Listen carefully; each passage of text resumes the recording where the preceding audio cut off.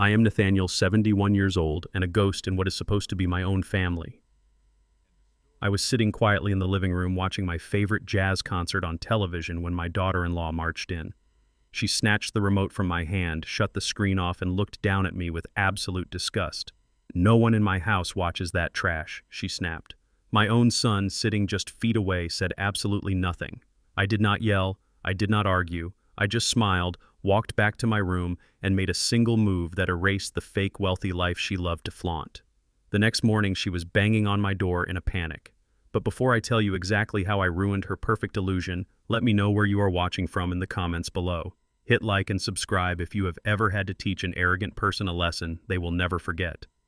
The jazz music was playing softly. It was an old recording from the 1970s, the kind of music my late wife Vivian used to play on Sunday mornings when we were just starting out in Chicago. For a few minutes sitting in the corner of that massive living room, I felt at peace. I was invisible, which was exactly how my son Derek and his wife Chloe preferred me to be. Then I heard the sharp click of her designer heels on the hardwood floor. Chloe walked into the room. She was 32 years old, dressed in an expensive silk blouse and tailored trousers, radiating an unearned sense of superiority. She did not say good evening. She did not even acknowledge me as a human being.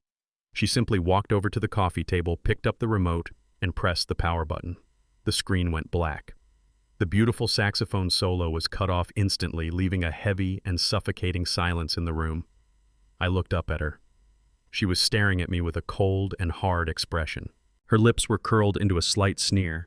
"No one in my house watches that trash," she said. Her voice was sharp and deliberately designed to humiliate me. "It ruins the aesthetic of the room. If you want to listen to that noise, use headphones in your own space." I slowly turned my head to look at my son. Derek was 39 years old, a vice president at a logistics firm. I had worked 18-hour shifts on dangerous construction sites to pay for the degree that got him that title. He was sitting on the expensive leather sofa just 10 feet away. He heard every single word. He saw everything. But my son did not look up. He kept his eyes glued to his smartphone, swiping through his screen as if the floor was the most fascinating thing in the entire world.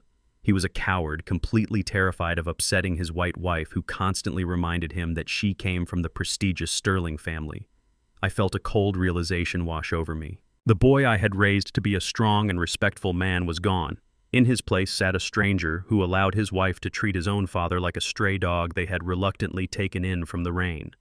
I did not raise my voice. I did not demand respect. Respect is something you command, not something you beg for. I simply nodded, pushed myself up from the armchair, and walked away. I walked down the long and brightly lit hallway toward the back of the house. Chloe loved to host dinner parties and brag to her wealthy friends about this $2 million mansion. She loved to show off the marble countertops, the crystal chandeliers, and the heated swimming pool. She loved to casually mention how hard she and Derek had worked to afford such luxury in one of the most exclusive neighborhoods in the state. And then there was my room. They had put me in a small and windowless guest room on the ground floor right next to the laundry area. It was cramped, smelled faintly of bleach, and had the cheapest mattress they could find. To Chloe, I was the embarrassing secret they had to hide when company came over. I was the broke and senile black father-in-law who survived on a meager pension, wearing faded flannel shirts and scuffed work boots. She thought I was a burden. She thought I was entirely dependent on their charity. What Chloe did not know, and what Derek had conveniently chosen to forget, was that I did not need their charity. For 40 years, I ran the most successful electrical contracting business in the city. I built skyscrapers. I wired entire commercial districts. When Vivian passed away, I sold the company and quietly retired. I had enough money to buy their entire neighborhood twice over. I moved into their cramped guest room and put on the mask of a poor and struggling old man for one specific reason. I wanted to see who my son had truly become. I wanted to see the real character of the woman he married. When you have money, people show you their absolute best behavior. When they think you have nothing, they show you their true soul. And Chloe had an ugly and rotten soul. I entered my room and quietly closed the door. I sat on the edge of the stiff bed and reached under the mattress. I pulled out an old and battered laptop bag. Inside was a thick and outdated computer that looked like it belonged in a junkyard. I opened it and waited for the screen to light up. To the outside world, I was a man who barely knew how to use a smartphone. But behind this screen, I was the sole manager of the Rollins Family Trust. I logged into my private banking portal. The screen loaded, displaying a string of numbers that would have made Chloe faint, but I was not interested in my main accounts tonight. I navigated to a specific subsidiary account. For the past 3 years, Derek and Chloe had been living a lifestyle they absolutely could not afford. Derek made a good salary, but it was nowhere near enough to maintain a $2 million mansion, 2 luxury vehicles, frequent international vacations, and the endless shopping sprees Chloe required to impress her friends. To keep them from going bankrupt, I had secretly set up an automatic payment system through my trust. I clicked on the credit card management tab. There it was, the Platinum account. The exact card Chloe used every single day to maintain her elite status in her social circle. She thought Derek was paying the $10,000 monthly balance. Derek thought his annual corporate bonuses were covering it. Neither of them realized that the invisible old man living in their laundry room was the only reason they were not living on the street. I looked at the recent transactions: $500 at a high-end hair salon, $2,000 for a designer handbag, and a pending charge of $5,000 to a luxury catering company for a high-society gala she was hosting this coming weekend. She called my music trash. She called this her house. I moved the cursor over the account settings. My hand did not hesitate for a single second. I clicked on the button labeled Freeze Account. A confirmation prompt popped up on the screen. I clicked Yes. Then, just to be extremely thorough, I selected the option to report the card as stolen and requested an immediate block on all pending transactions. The banking system processed the request in seconds. The $5,000 catering deposit was instantly flagged and permanently declined. I closed the laptop and put it back under the mattress. I lay down on the cheap bed, staring up at the dark ceiling.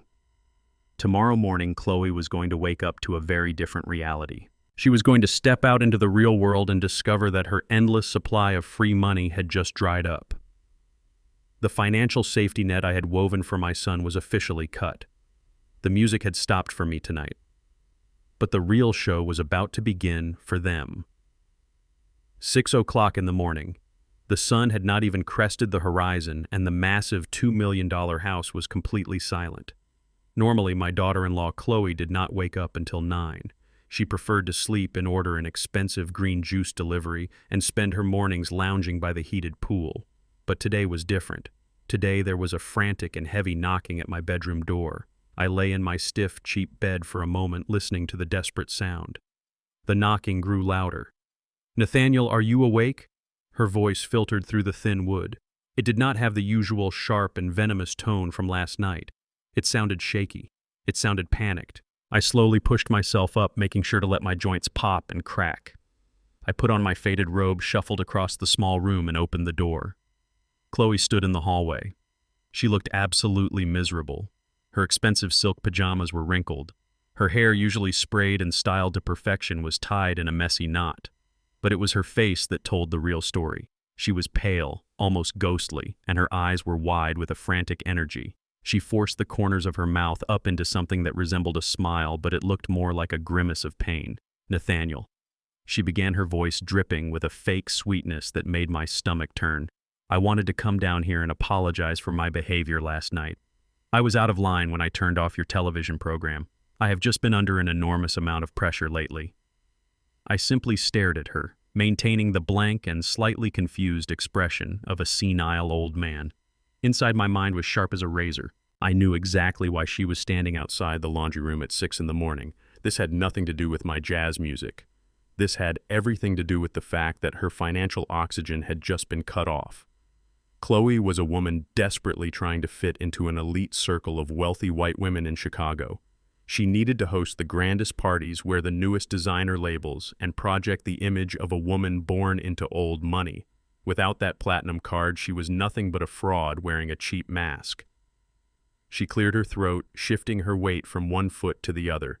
"You see, Nathaniel, I was up early trying to finalize some details for the charity gala I am hosting this weekend. I went to pay the $5,000 catering deposit, and there seems to be a strange issue with the platinum credit card. The bank automated system said the card was reported stolen and the account was frozen by the primary account holder. She looked at me, her eyes begging for an explanation. Years ago, when my son Derek first started struggling with his mortgage, I had given him that card. I told him it was a low-limit emergency fund from my modest savings. I knew Chloe had eventually hijacked it. She assumed Derek was quietly paying the massive bills. She never realized that the primary name on the account, the only person with the legal authority to freeze or unfreeze the funds, was the old black man she treated like garbage. Until today. I widened my eyes and let my hands tremble slightly. I reached up and scratched my head, playing the role of a confused and terrified grandfather. "Oh my," I mumbled, keeping my voice frail and uneven. "Stolen, you say?" "Well, I went to the grocery store yesterday afternoon to buy some apples. I could not find my old leather wallet when I got back. I got so scared that someone would steal my meager pension money, so I called the number on the back of a receipt and told the bank to freeze everything. I am so sorry, Chloe. My memory just is not what it used to be." The color completely drained from her face. I could see the exact moment her heart dropped into her stomach. "You froze the account," she whispered, her voice cracking. "Nathaniel, I need that caterer secured by 8 o'clock this morning. If I do not pay the deposit, they will cancel. All of my friends are coming to this gala. The mayor is coming. I will be a laughingstock. You have to call the bank right now and unfreeze it." I shook my head slowly and looked down at my slippers. "I cannot do that, Chloe. The bank does not open until 9, and honestly, I do not even remember the security password they asked me for. Derek will have to help me figure it out this evening when he gets home from work. I am just so terribly confused this morning." She stared at me, her jaw clenched so tight I thought her teeth might shatter. She wanted to scream. She wanted to hurl insults at me. But she could not, because right now the poor senile old man in the laundry room held the keys to her entire social existence. She took a deep, shuddering breath, turned around, and walked heavily down the hallway. Her designer heels did not click with authority anymore. They dragged with defeat. I waited until I heard her footsteps disappear up the main staircase. I gently closed my door. The moment the latch clicked, the frail and confused old man vanished. My posture straightened. My hands stopped trembling. The performance was over, and it was time to get back to work. I walked over to the bed, reached under the cheap mattress, and pulled out my heavy laptop. I opened it and quickly bypassed the security protocols to access the Rollins Family Trust portal. I needed to see exactly how much damage Chloe had been doing before I froze the account. I pulled up the detailed transaction history for the Platinum card. I scrolled past the $5,000 decline charge. I scrolled past the luxury shoe stores, the high-end salons, and the expensive brunch receipts. But then my eyes locked onto a transaction that had successfully cleared just 2 days ago. It was not for designer clothes. It was not for an expensive dinner. It was a charge for exactly $10,000. The merchant name listed on the statement was Sunny Pines Medical. I sat frozen on the edge of the bed. The glow of the laptop screen illuminated the dark room. Sunny Pines Medical was not a country club. It was not a luxury spa. I knew exactly what that place was. Decades ago, my electrical contracting company had actually wired the security systems for that exact building. It was a highly exclusive, privately owned psychiatric facility located just outside the city limits. It was a place where wealthy families quietly locked away their inconvenient relatives. My mind raced, connecting the dots with terrifying speed. A $10,000 payment, a high-security psychiatric clinic, a daughter-in-law who desperately wanted me out of her $2 million house. Chloe was not just spending my money to maintain her fake wealthy lifestyle. She was using my own money to finance a plan to have me declared mentally incompetent and locked away in a psychiatric ward for the rest of my life. She wanted me institutionalized. She wanted me heavily medicated and hidden away so she would never have to look at me again. And based on that transaction, my own son, Derek the boy I had sacrificed everything for, was likely fully aware of the plan. He was going to let his wife throw his father into a mental asylum just so they could keep up their miserable charade of a perfect elite life. They thought they were dealing with a helpless old man whose mind was slipping away. They thought they could easily erase me from their home and steal whatever small pension they thought I had left. But as I stared at the glowing transaction on the screen, a cold and dangerous smile spread across my face. They had no idea that they had just declared war on a man who owned the very ground they walked on. By 6 o'clock that evening, The massive house was filled with the smell of expensive roasted lamb and the suffocating scent of desperation. Chloe had spent the entire afternoon frantically pacing the hallways, dialing the bank over and over again. But without my direct authorization, she was completely locked out of her favorite platinum lifeline. She was a nervous wreck because her parents Richard and Susan Sterling were coming to dinner. The Sterlings were the kind of people who believed their last name was a royal title. They considered themselves the absolute peak of high society, even though Richard had simply made his money in a regional car dealership chain. To them, my son Derek was just a lucky charity case who got to marry into their pristine bloodline. They tolerated him, but they never respected him. And they certainly had no respect for me. At 6:30, the door to my small room flew open without a knock. Chloe stood in the doorway wearing a tight cocktail dress and clutching a silver tray. On the tray was a small cold plate of leftover food. She shoved the tray onto my nightstand with a loud clatter. "You are eating in the kitchen tonight," she said, not even bothering to look me in the eye. Or better yet, just stay hidden in this room. My parents are expecting an elegant evening, Nathaniel. Your eating habits, your worn-out clothes, and your whole demeanor just do not fit the Sterling family culture. It is embarrassing enough that we have to house you. I do not need my mother losing her appetite just by looking at you." I looked at the cold slab of meat on the plate. 40 years ago, when I was running construction crews across Chicago, I would have thrown that tray out the window and kicked her out of my house. But today, I simply nodded, making sure to keep my hands shaking just a little bit to maintain the illusion of a frail old man. "Of course, Chloe," I muttered softly. "I would not want to ruin your special dinner. I will stay out of the way." She rolled her eyes, let out an exasperated sigh, and slammed the door shut. I waited 10 minutes in the silence of my room. Then I quietly slipped out and walked down the dark hallway toward the kitchen. The kitchen connected directly to the formal dining room, separated only by a heavy oak door that Chloe had left cracked open by an inch. It was the absolute perfect listening post.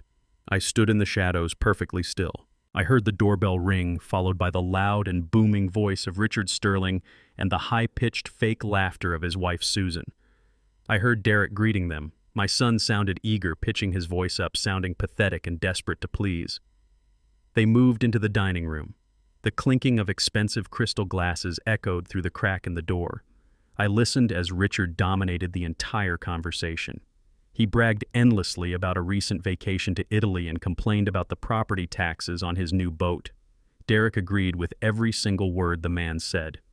My son sounded like a trained parrot desperate for a crumb of validation from a man who secretly despised him.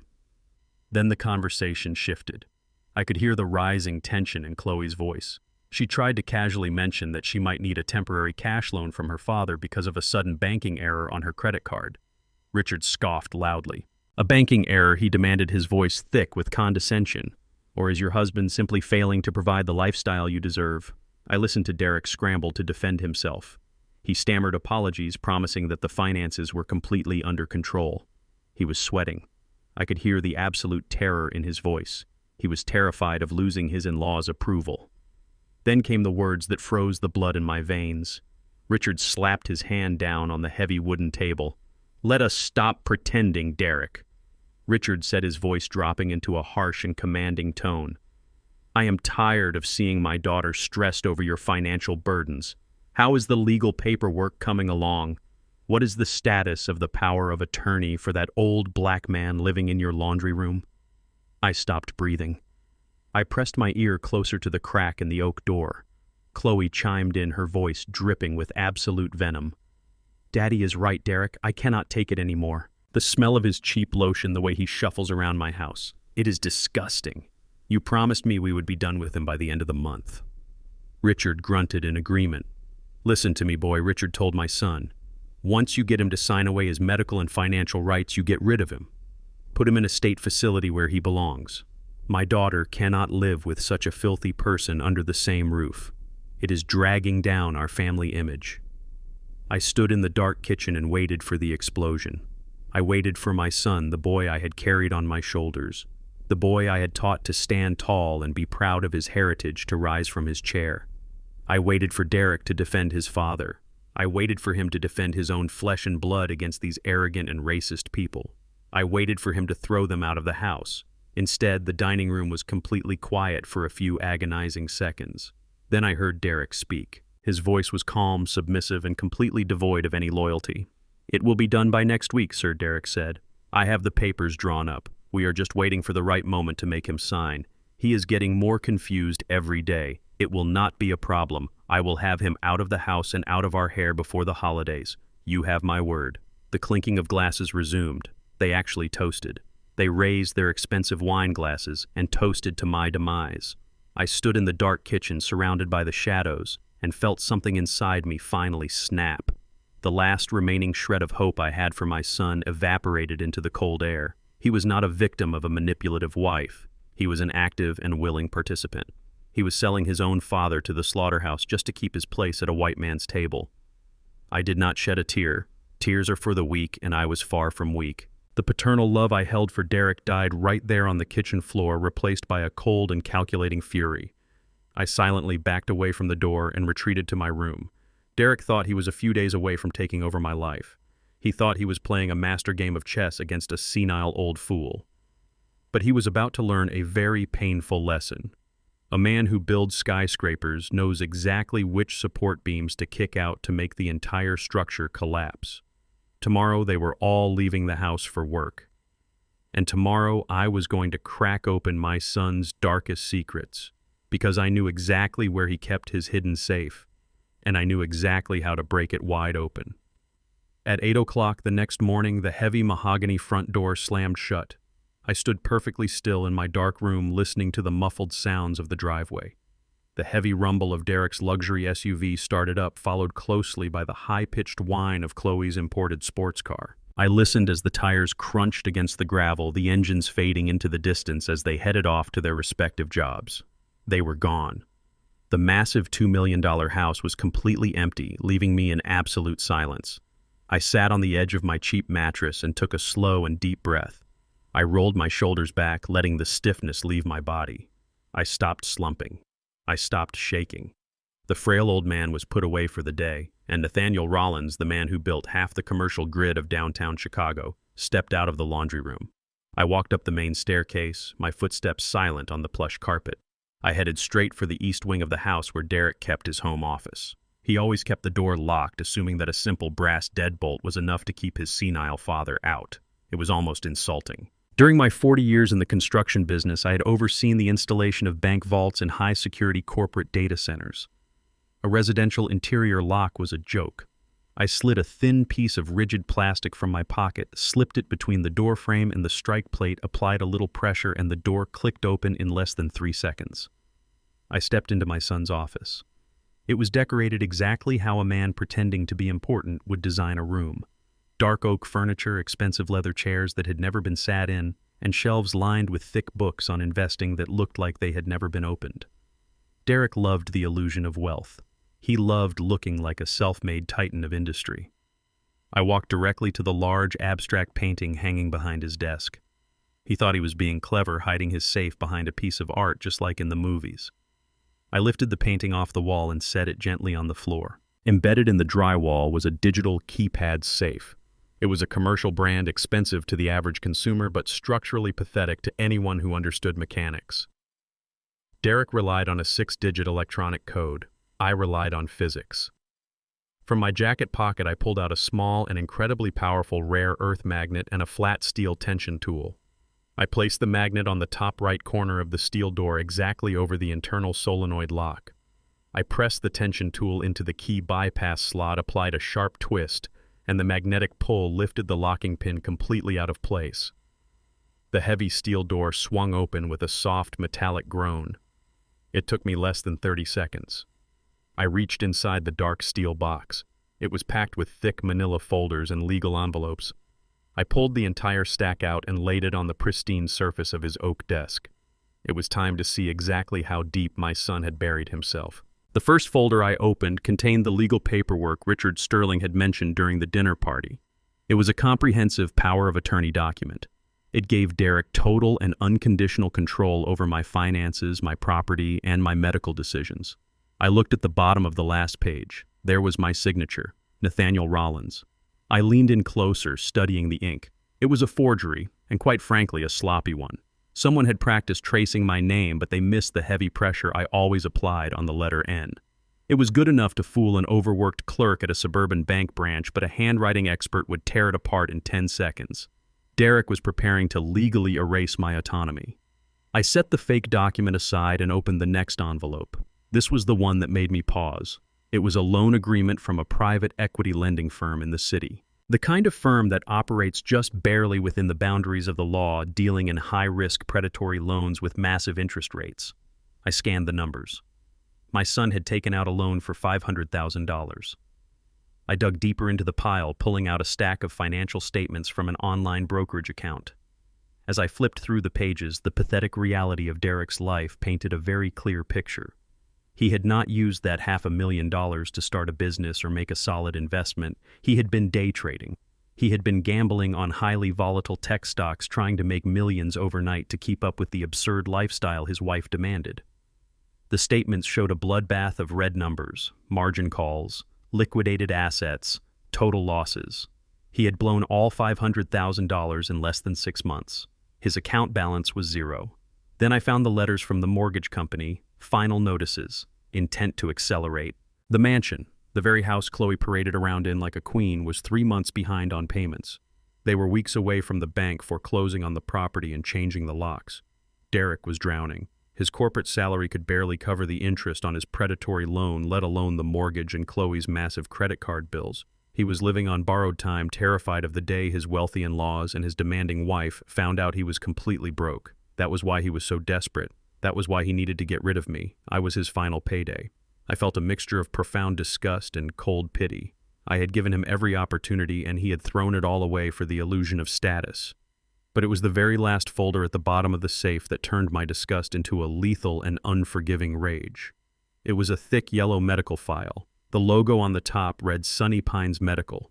I opened it and saw my own name printed on the patient profile. I began to read the pages. It was a complete fabricated psychological evaluation. It detailed episodes of severe memory loss, violent outbursts, and an inability to recognize family members. At the end of the report, a doctor I had never met had signed a diagnosis declaring me a danger to myself and officially suffering from advanced stage dementia. They were not just going to throw me in a home. They had engineered a complete medical execution of my mind. I flipped to the last page in the folder to see what this fake diagnosis was attached to. It was a commercial real estate appraisal for a piece of property. 10 acres of undeveloped prime suburban land located on the north side of the city. My breath caught in my throat. That land belonged to Vivian. My beautiful wife had bought those 10 acres over 40 years ago with her first savings from her bakery. She loved the ancient oak trees on that property. She used to tell me that one day we would build a small cabin there and listen to the wind rustle through the leaves. When she passed away, she left the deed solely in my name. It was the only piece of the world that still felt completely connected to her spirit. Derek had an appraisal done. A commercial developer was willing to pay $1.2 million to bulldoze Vivian's trees and build a shopping center. But because the land was in my name, Derek could not sell it. Unless, of course, he had a forged power of attorney and a medical document proving his father was a senile lunatic. He was going to lock me in a psychiatric ward, drug me into silence, and pave over his own mother's sacred sanctuary just to pay off the massive gambling debt he was too cowardly to admit to his wife. I stood in the silent office staring at the papers. My hands were no longer shaking. My heart was beating with a slow and terrifying calm. Any lingering hesitation, any small shred of fatherly mercy I had left in my soul vanished completely. They had crossed the final boundary. They had brought Vivian into their filthy scheme. I carefully stacked the papers, placed them back in the folder, and returned everything to the safe exactly as I had found it. I closed the heavy steel door. I removed the magnet and the tension tool, and the lock clicked back into place, securing their terrible secrets in the dark. I hung the abstract painting perfectly back on the wall. I walked out of the office and pulled the door shut, locking it behind me. I walked down the stairs feeling a new and absolute clarity. Derek and Chloe thought they were brilliant architects constructing a masterpiece of fraud. But they forgot one fundamental rule of the world. You never try to drop a building on the man who taught you how to pour the concrete. I went back to my room and sat in the dark. I knew their next move. With the medical paperwork drafted, they just needed to legitimize the diagnosis. They needed a witness. They needed a performance. and I was going to give them the greatest performance of their miserable lives. 2 days later, the trap was finally set. The massive house was quiet. Derek was at work, leaving Chloe to execute the next phase of their miserable plan. I was sitting in my worn armchair in the living room, staring blankly at the wall, playing the part of the empty shell they wanted me to be. Then I heard the click of her designer heels. Chloe walked into the room, accompanied by a tall man wearing a pristine white lab coat. She had that same fake, sweet smile plastered across her face, a smile that made my blood boil. "Nathaniel," she said loudly, speaking slowly as if I were a deaf toddler. "I brought a friend of the family to see you today. This is Dr. Evans. He is here to do a routine wellness check. We just want to make sure your memory and your health are doing okay." I looked at the man standing beside her. He had the white coat and a stethoscope draped around his neck. But my eyes did not stop there. 40 years of running large-scale construction sites taught me how to spot a con artist from 50 yards away.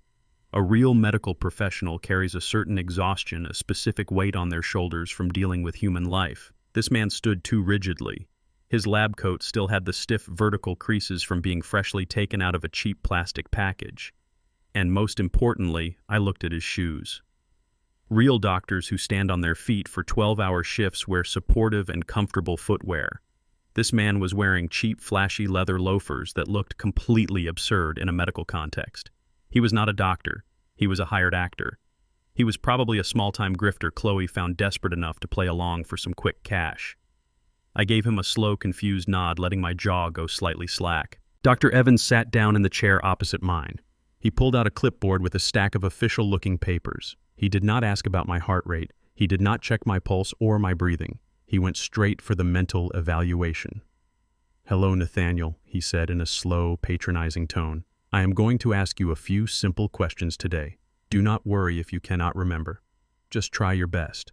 Can you tell me what day of the week it is?" I decided right then to give them the greatest performance of my entire life. I stared past him at the blank wall, blinking slowly and deliberately. "Tuesday," I mumbled, keeping my voice weak and raspy. It was actually Thursday. Chloe let out a heavy, dramatic sigh. She looked at the fake doctor and shook her head tragically, putting her hand over her heart. Dr. Evans scribbled something furiously on his clipboard. "Okay, Nathaniel, let us try another one. Can you tell me the name of the current president?" I pretended to struggle. I furrowed my brow. I let my hands start to tremble violently, resting them on my knees so they could clearly see the shaking. I mumbled the name of a president from 20 years ago, adding a slight stutter to my voice. Then the con man tried his little parlor trick. He took off his expensive-looking watch and placed it on the coffee table right in front of me. He asked me to count backward from 100 by sevens. I stumbled on the numbers, intentionally mixing them up and stopping at 80. While I was pretending to be deeply frustrated and confused, he subtly slid his watch off the table and dropped it smoothly into his lab coat pocket. "Nathaniel," he said softly, leaning forward, "do you remember where I just put my watch?" I looked at the empty coffee table. I widened my eyes in fake panic. I looked under my chair, checking my own pockets with frantic, trembling hands. It was right there. I whispered, my voice shaking with engineered fear. Did someone take it? "Are people coming into the house to steal my things?" Chloe covered her mouth, pretending to hold back a sob. "It is getting worse," she whispered to the fake doctor, her voice dripping with fake sorrow. "He hides things and then thinks people are stealing from him.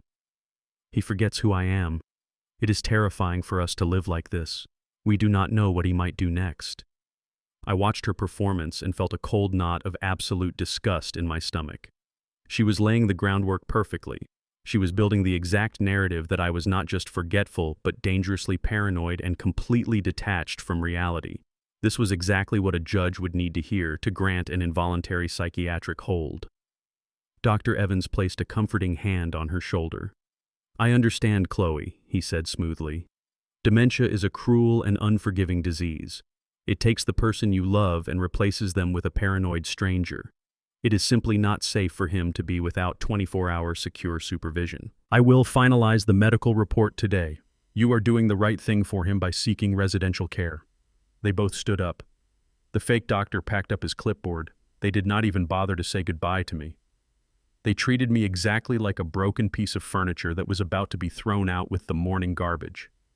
They walked out of the living room and headed down the long hallway toward the front foyer. I waited until they were completely out of sight. Then the trembling in my hands stopped instantly. My posture straightened. The confused fog in my eyes cleared completely. During my years negotiating brutal electrical contracts with cutthroat developers in Chicago, I learned one very important rule. You never walk into a room without a way to record verbal promises. People lie, ink fades, but audio is forever. Before Chloe had walked into the room, I had slid my favorite heavy black pen into the front pocket of my faded flannel shirt. It looked like a standard cheap ballpoint pen, but it was actually a high-definition digital audio recorder. I had pressed the activation button the moment I heard her footsteps. I quietly pushed myself out of the armchair. I walked softly down the hallway, stopping just before the corner that led to the foyer. I pressed my back against the wall, held my breath, and listened. I heard the distinct rustle of heavy paper. "Here is the rest of the payment," Chloe said, her voice dropping from a sweet whisper to a harsh and businesslike tone. $5,000 in cash, just like we agreed. You will have the signed medical evaluation delivered to me by tomorrow morning, right? I heard the fake doctor shuffle the bills, counting them quickly. "Yes, Mrs. Rollins. The paperwork will be absolutely airtight. It will state that he requires immediate institutionalization due to severe cognitive decline and violent paranoia. The court will not question a single word of it." "My signature looks extremely official. Just make sure it is backdated," Chloe demanded, her tone sharp and commanding. "And remember, if anyone ever asks, you have been treating him for the past 6 months. "Do not worry," the man replied smoothly, opening the front door. "I have done this a dozen times for wealthy families like yours. Enjoy your new peace of mind." The front door opened and closed heavily. I heard Chloe let out a sharp and nasty laugh of pure victory. I heard her walking toward the kitchen, probably to pour herself an expensive glass of wine to celebrate her brilliant and wicked scheme. I walked back to my room and closed the door silently. I pulled the black pen from my pocket and connected it via a hidden cable to my old laptop under the bed. I played the audio file back. The sound was crystal clear.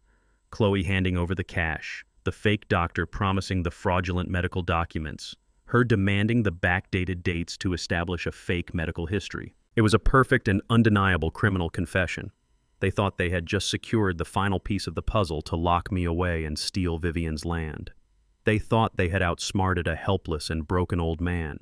They did not realize they had just handed a former Chicago contractor the exact leverage needed to completely destroy their entire world. My son and his wife were playing a very dangerous game. They were digging a massive grave, and tomorrow I was going to make sure they fell right into it. Chloe thought I was at the local park feeding the pigeons. She had actually handed me a stale piece of bread this morning and told me to stay out of the house for at least 4 hours because her expensive interior decorator was coming over to prepare for her upcoming charity gala. I smiled. My best confused smile took the bread and shuffled slowly down the long driveway. I did go to the park. I walked right through it and stepped into the back of a black luxury town car with tinted windows that was waiting for me on the other side. 30 minutes later, I was stepping out of a private executive elevator on the 50th floor of the most ruthless and expensive corporate law firm in downtown Chicago. The receptionist did not ask me for my name. She recognized me immediately despite my faded flannel shirt and my scuffed work boots. She stood up respectfully and led me straight down the marble hallway to the corner glass office. Standing behind a massive mahogany desk was Arthur Vance.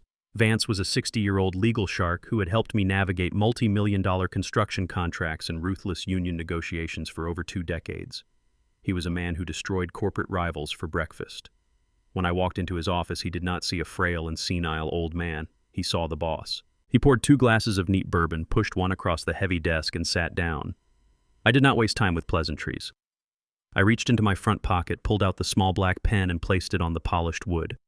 I connected it to his computer and pressed play. We sat in absolute silence as the high-definition audio filled the room. Vance listened to Chloe paying the fake doctor $5,000 in cash in the hallway of my own home. He heard her aggressively demanding a backdated and fraudulent medical diagnosis. He heard the entire twisted plot to lock me in a psychiatric facility just so she would not have to look at me anymore. Vance did not blink. His expression remained completely flat, but I could see the lethal calculation working behind his cold eyes. When the recording finished, Vance leaned back in his heavy leather chair and folded his hands. "They are moving much faster than we anticipated, Nate," he said in a low voice. This fake medical evaluation is dangerous, but it is a criminal act we can easily crush. However, we need to talk about the primary asset right now. We need to review the status of the house. This is the exact part of the story that my son Derek and his arrogant wife Chloe completely failed to understand. They loved parading around that $2 million mansion. Chloe loved posting pictures of the grand marble staircase on the internet, claiming she and Derek had built their dream life through their own hard work and elite breeding. She loved inviting her wealthy white friends over and looking down on me as I quietly cleaned the kitchen or stayed hidden in the basement laundry room.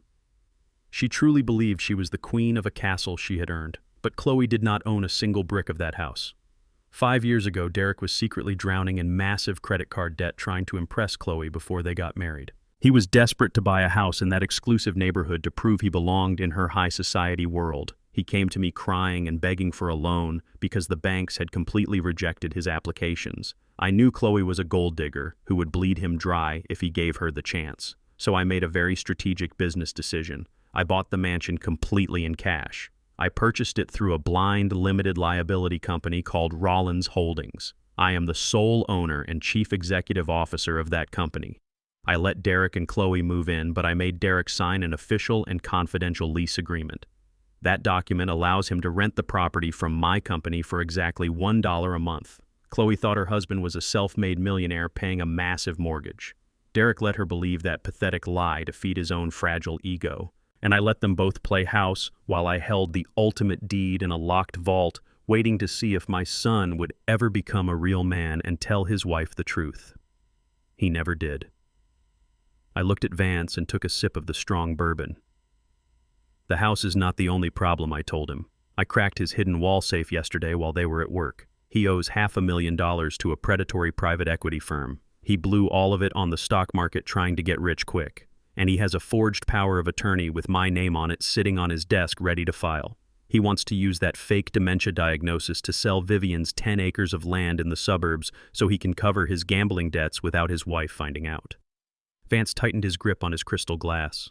He was silent for a long moment, processing the sheer magnitude of Derek's betrayal. Forging a power of attorney is a serious state felony, Vance said softly. Add medical fraud and conspiracy to commit elder abuse, and your son and his wife are looking at a decade behind bars. They have handed you the rope, Nate. All you have to do is pull it. I set my glass down on the desk. The sound was a sharp crack in the quiet office. I do not want them in a jail cell yet, I said. Jail is too easy right now. Jail gives them a roof and a bed and a chance to play the victim. I want them to feel exactly what they were planning to do to me.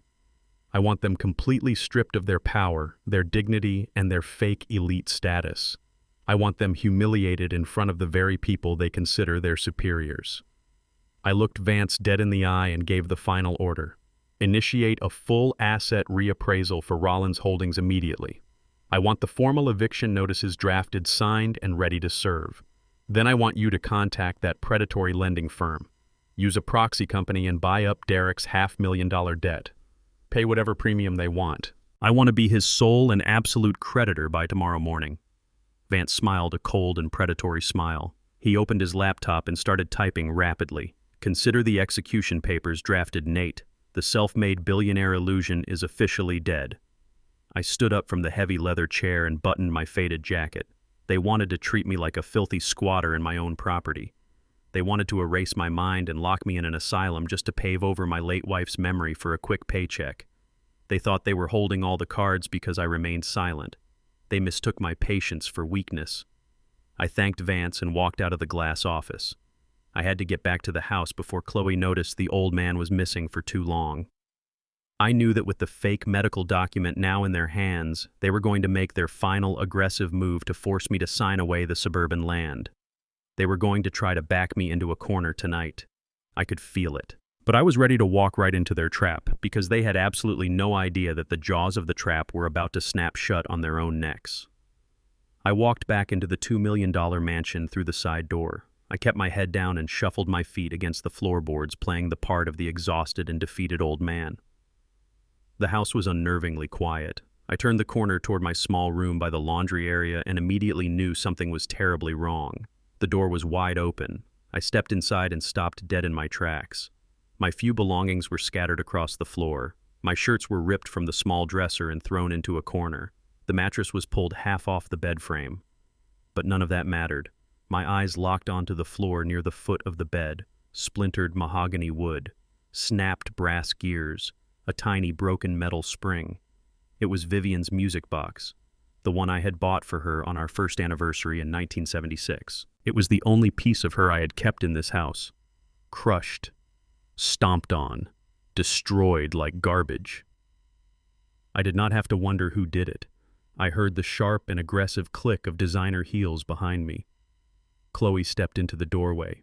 Derek was right behind her, looking down at the floor with his hands stuffed deep into his pockets. Chloe was not smiling today. Her face was set in a mask of absolute coldness. She was holding a thick manila folder and a sleek silver pen. "Look at this mess," she said, her voice dripping with absolute contempt. "This is exactly what Dr. Evans was talking about. Your mind is completely gone, Nathaniel. You tore your own room apart. You destroyed your own things. You are a danger to yourself and to this family." I looked at her. Then I looked at the shattered pieces of the music box on the floor. My blood turned to liquid nitrogen. She had smashed my late wife's memory just to set a psychological stage to frame me as a lunatic. "I did not do this," I said, keeping my voice deliberately weak and shaky. Chloe ignored me completely. She tossed a heavy document onto my exposed mattress. "That is the official medical evaluation from yesterday," she said coldly. "It states that you are suffering from severe aggressive dementia. It recommends immediate and involuntary commitment to a state psychiatric facility. A judge will sign the order tomorrow morning. Once that happens, you will be locked in a white room. They will medicate you until you do not even know your own name, and you will never step foot outside again." I let out a ragged breath, playing the terrified victim to absolute perfection. "Why are you doing this to me?" I asked, letting my hands tremble by my sides. Chloe pulled a second document from her folder. It was a property deed transfer. "You own 10 acres of land out in the suburbs," she said, her eyes locked onto mine like a predator. "Land that you are doing absolutely nothing with. Derek and I have massive financial obligations. We need to liquidate that asset right now. So here is the deal, old man. You sign this property over to Derek tonight, and maybe we find a nice, quiet, and comfortable assisted living home for you. If you refuse, I submit the psychiatric evaluation tomorrow morning, and the state takes you away in a straitjacket. Derek has already agreed to the plan. It is entirely up to you." I slowly shifted my gaze to my son, the boy I had raised, the boy I had protected from the harsh realities of the world. He was standing behind his wife, hiding in her shadow, avoiding my eyes. "Derek," I whispered, letting my voice crack with engineered heartbreak, "are you really going to let her do this to me? Are you going to let her lock your own father away?" Derek finally looked up. His face was pale and slick with sweat, but his eyes were completely selfish. "It is for the best, Dad," he muttered, his voice trembling slightly. "You are not well. We are just trying to protect the family assets. You do not need that land anyway. Just sign the paper. Please, do not make this harder than it has to be." He was weak. He was pathetic. He was willing to throw his own father into a chemical prison to pay off his secret gambling debts and keep his arrogant white wife happy. In that exact second, any remaining mercy I had for him evaporated completely. He was no longer my son. He was just another greedy and corrupt contractor trying to steal a bid. I looked back at the shattered pieces of Vivian's music box. I let my shoulders slump completely. I let out a long, defeated sob, covering my face with my hands. I played the part of a broken and helpless old man who had finally been crushed by the weight of their cruelty. "Okay," I whispered, my voice shaking violently. "Okay. I will sign it. Just please do not lock me in that place. Please." Chloe's eyes lit up with malicious triumph. She stepped forward and shoved the silver pen into my hand. She pointed to the bottom line of the deed transfer document. "Right here," she ordered. "Sign your full legal name." I took the pen. I let my hand shake so badly that the tip of the pen rattled against the heavy paper. I slowly and painstakingly dragged the ink across the dotted line. Nathaniel Rollins. Chloe snatched the paper the second I finished the last letter. She inspected the signature, a massive and greedy smile spreading across her face. "See?" she sneered, looking back at Derek. "I told you we just had to push him a little. He does not have the spine to fight back." Derek let out a heavy sigh of relief, rubbing his hand over his face. "Thank you, Dad," he mumbled. It is for the best. Chloe turned on her heel, completely dismissing my existence. Pack your bags tonight, she tossed the words over her shoulder. We are moving you to a basic care facility on Monday. You are done living in my house. They walked out of the room, closing the door and leaving me alone in the dark. I listened to their footsteps fading down the hall. I heard Chloe let out a loud laugh. I heard the clinking of glasses as they went to the kitchen to celebrate their brilliant victory. They thought they had just stolen $1.2 million worth of prime real estate. They thought they had outsmarted a senile old fool and secured their elite lifestyle forever. But as the sound of their celebration echoed through the massive house, the trembling in my hands stopped entirely. I knelt down on the floor and carefully picked up the broken pieces of my wife's music box, placing them gently on the nightstand. Chloe and Derek had their signed deed, but they lacked the intelligence and the experience to understand the complex mechanics of high-wealth security. 10 years ago, when I first set up the Rollins Family Trust, my corporate lawyers advised me on strict protocols for extortion, kidnapping, and elder fraud. I registered a very specific secondary signature with all my banks, the county clerk, and my entire legal team, a signature that deliberately omitted my middle initial and used a completely different loop on the letter R. It was my official duress signature. Any legal document bearing that specific signature instantly triggers an automatic and unchangeable fraud alert across all financial networks. It invalidates the document immediately. It flags the transaction for federal review, and it signals my legal team that a major crime is actively in progress. I had just signed their deed transfer with the duress signature. Tomorrow morning, Chloe and her parents were going to waltz into the bank to finalize the sale of that land and collect their massive payday. They thought they had buried me under a mountain of threats and fake medical documents. They did not realize I had just handed them the exact shovel they would use to dig their own graves. The morning sun filtered through the small, high window of my laundry room. I could hear the frantic and joyful energy echoing from the kitchen upstairs. Chloe was practically buzzing.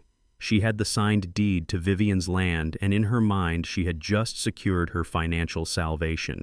But Chloe and Derek were drowning in a $500,000 predatory loan, and a piece of paper does not pay off ruthless creditors. They needed liquid cash immediately.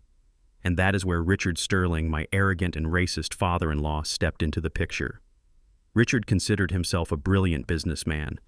In reality, he was just a vulture who inherited a chain of car dealerships and spent his life stepping on people who had less power than him.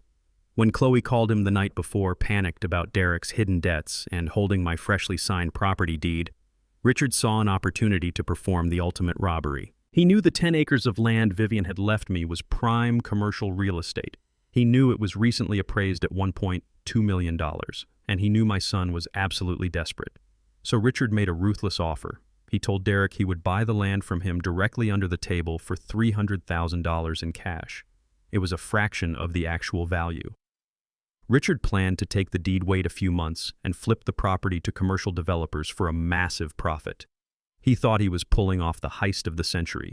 He was taking advantage of his desperate son-in-law, and he was completely robbing a senile old black man who supposedly did not even know his own name anymore. Richard agreed to wire the money first thing in the morning to an escrow account to clear Derek's immediate debts. They needed me present at the bank to finalize the transfer of the deed. They dressed me in a worn-out, oversized sweater and told me to keep my mouth shut. Derek drove us to the largest wealth management bank in downtown Chicago. Chloe sat in the passenger seat, touching up her makeup and smiling at her own reflection. They were entirely convinced that they had won. We walked into the grand marble lobby of the bank. Richard and Susan Sterling were already there waiting for us. Richard was wearing a custom-tailored suit and a smug, predatory grin. Susan was holding her expensive designer bag, looking around the bank as if she owned the entire building. When they saw me shuffling behind Derek, Richard let out a quiet, condescending laugh. He looked at me not as a human being, but as a minor legal obstacle he was about to bulldoze over. We were led into a private, glass-walled conference room. I was instructed to sit in the corner far away from the heavy mahogany table where the adults were going to do business. I slumped into the leather chair, letting my head drop slightly, playing the part of the vacant and oblivious old man perfectly. But my eyes were sharp. I watched every single movement. The bank manager, a polite man in a gray suit, laid the paperwork on the table. Derek placed the deed transfer document right in the center, the document bearing my special duress signature. The manager glanced at it, typed a few things into his computer, and nodded. Since the deed was supposedly signed and notarized by their fake contact, the bank initiated the process to accept the buyer's funds. Richard pulled out his checkbook and his banking authorization codes. He looked at Derek with a triumphant smirk. "Consider this a painful lesson in finance, boy," Richard said, his voice dripping with arrogance. "I am saving you from your own stupidity. Be thankful my daughter loves you enough to ask for my help."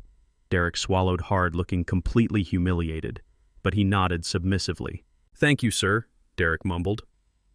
Richard signed the authorization. He ordered his personal bank to wire $300,000 of his own liquid business capital directly into the secure escrow account. The manager tapped his keyboard, processing the massive transaction. It took only a few moments. Then the manager smiled and confirmed the wire had been successfully initiated and the funds were actively moving into the escrow holding. The atmosphere in the glass room instantly shifted into pure celebration. Chloe let out a squeal of joy and hugged her mother. Susan patted her daughter's hair, praising her for handling such a stressful situation. Richard stood up, buttoned his suit jacket, and clapped Derek hard on the shoulder. "Problem solved," Richard announced loudly. "The money is in the holding account. Your debts will be cleared by tomorrow, and I am the proud new owner of 10 acres of prime real estate. Let us go get an early lunch to celebrate." They started walking toward the door, entirely ignoring my existence in the corner. They thought the game was over. They thought they had crossed the finish line, but they did not know about the invisible tripwire I had laid across the track. Just as Richard reached for the glass door handle, the bank manager's computer let out a sharp, high-pitched beep, then another. Then the screen flashed bright red. The manager stopped smiling. He frowned, leaning closer to his monitor. His face suddenly drained of all color. He looked up, his eyes darting nervously between Richard, Derek, and the glowing red screen. "Excuse me, Mr. Sterling," the manager said, his voice completely stripped of its previous warmth. "Please step away from the door." Richard turned around, looking annoyed. "What is the problem? I have a lunch reservation." The manager swallowed hard. "Sir, the escrow transaction has just been violently rejected by the federal banking oversight system. The $300,000 you just wired has been intercepted and completely frozen." The silence in the glass room was sudden and absolute. Chloe stopped smiling. Derek froze in his tracks. Richard marched back to the desk, his face turning a dangerous shade of purple. "What do you mean frozen?" "That is my liquid capital. Unfreeze it immediately." "I cannot do that, sir," the manager said, his hands visibly shaking now. The deed transfer document submitted by Mr. Rollins triggered a Level 1 security alert. The signature on this document is registered in the national database as a designated duress signature. It signals that the signatory was forced to sign under threat of violence or coercion. Derek let out a sound that was half gasp, half choke. He looked at me, sheer terror flooding his eyes. He finally realized that the old man had not been blindly signing his life away. But the manager was not finished. "Because you attempted to purchase a highly valued asset for a severely depressed price using a fraudulent document obtained through coercion, the federal system has automatically flagged your $300,000 wire transfer. It is being held under suspicion of money laundering, elder financial exploitation, and real estate fraud." Richard slammed his fists on the mahogany table. "That is absurd. Cancel the transaction. Send my money back to my account right now." "I am sorry, Mr. Sterling," the manager replied, stepping back from the desk. "The funds are no longer in our control. They are locked in a federal holding account pending a full criminal investigation by the authorities. You cannot withdraw it. You cannot cancel it. The money is effectively gone until the federal government clears you of these charges, and based on the alerts on my screen, they will be contacting you very shortly." Chloe let out a horrified sob, covering her mouth with both hands. Susan collapsed into one of the leather chairs, clutching her expensive bag as if it were a life preserver. Derek looked like he was about to pass out. He still owed $500,000 to ruthless predators, and now the only money that could have saved him was locked in a federal vault. Richard Sterling, the arrogant titan who thought he could steal from a helpless black man, stood completely paralyzed. His $300,000, his own hard-earned business capital, was trapped. He had happily wired his own money directly into a federal bear trap. I remained sitting in my corner. I did not smile. I did not gloat. I kept my head slightly bowed, playing the quiet and confused grandfather, but inside my blood was singing. They had wanted to play a game of deception and greed. Now they were officially caught in a web they could never untangle, and the most beautiful part of it all was that this was only the beginning. The real devastation was still waiting for them at home. After the absolute disaster at the bank, you would think a rational person would cancel a lavish party. You would think that knowing your own father-in-law had flagged a transaction for federal investigation would make you pause. But Chloe and my son Derek were not rational people. They were cornered animals entirely obsessed with maintaining their elite facade. The bank manager had practically told them they were under federal watch, yet within 48 hours, Chloe was back to barking orders at caterers and florists inside the mansion. It was Saturday, the day of her highly anticipated charity gala.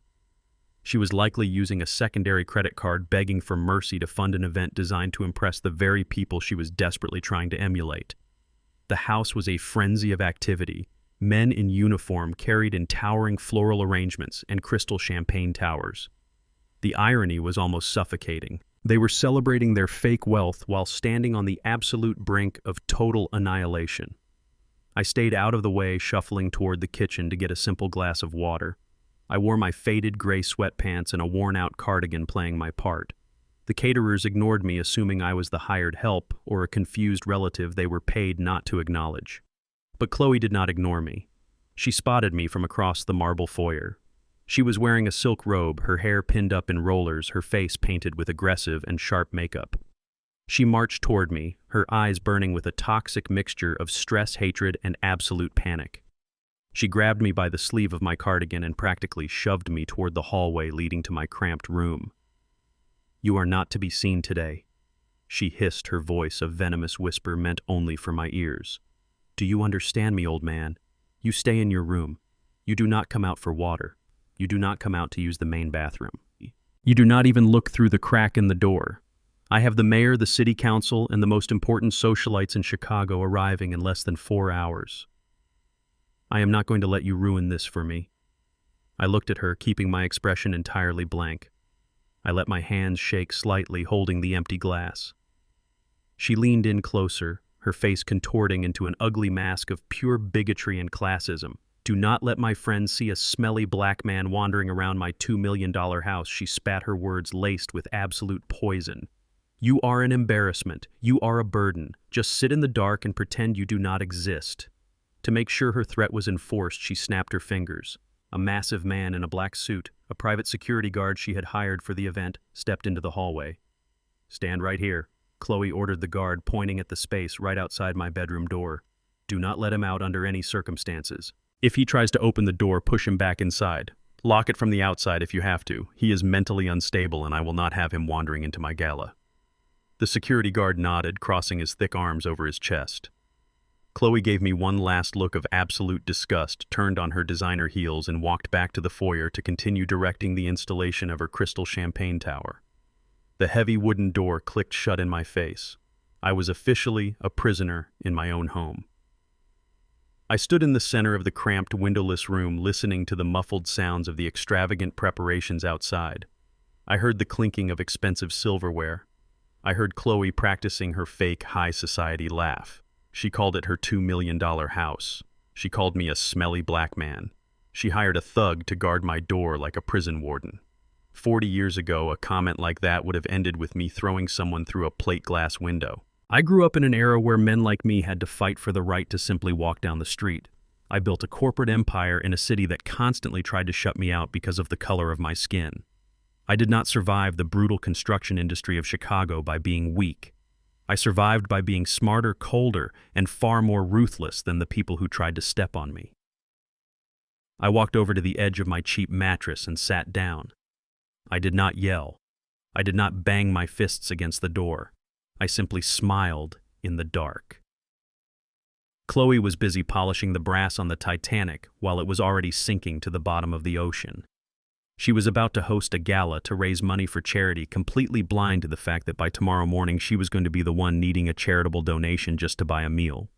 I reached into my pocket and pulled out my secure, encrypted smartphone. I did not need the old laptop today. I just needed to wait for the signal. The music outside grew louder. A string quartet began warming up in the living room. The guests were starting to arrive. I could hear the expensive cars pulling up the long driveway, the valets rushing to open doors, the booming voices of the Chicago elite stepping into what they thought was the prestigious Rollins estate. I sat in the darkness listening to my son greet his wealthy guests, pretending to be a titan of industry, while his actual life was crumbling into dust. Then the screen of my phone lit up in the dim room. It was a single encrypted text message from Arthur Vance, my lead attorney. I opened the message. It contained exactly 3 sentences. The predatory loan has been fully acquired by Rollins Holdings, LLC.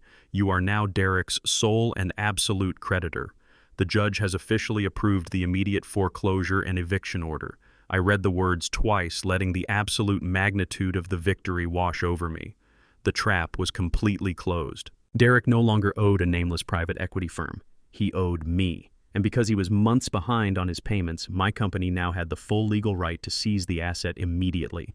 The house Chloe was currently parading around in was officially mine to take back right this very second. I slipped the phone back into my pocket. Outside my door, the charity gala was in full swing. The rich and powerful were drinking expensive champagne, laughing at Chloe's jokes, admiring the marble floors and the imported chandeliers. I stood up from the bed. I walked over to the small closet and opened the door. I pushed aside the faded flannel shirts and the scuffed work boots. Reaching into the back, I pulled out a protective garment bag I had smuggled into the house a week ago. I unzipped it slowly. Inside was a custom-tailored midnight black Tom Ford tuxedo. I had worn it 20 years ago to a charity gala where I was the guest of honor back when Vivian was still alive to adjust my bow tie. It was the armor of a man who owned entire city blocks. I took off the gray sweatpants and the old cardigan. I put on the crisp white shirt, the silk bow tie, and the tailored jacket. It still fit perfectly. Chloe told me to stay in the dark. She told me not to let her wealthy friends see me. She wanted to lock me away and erase my existence. But I was not going to stay in the dark. I was going to walk right past her hired muscle step into the absolute center of her perfect, fragile little world, and I was going to burn it completely to the ground. I stood in front of the small and cracked mirror in my cramped room, adjusting the silk bow tie of my midnight black Tom Ford tuxedo.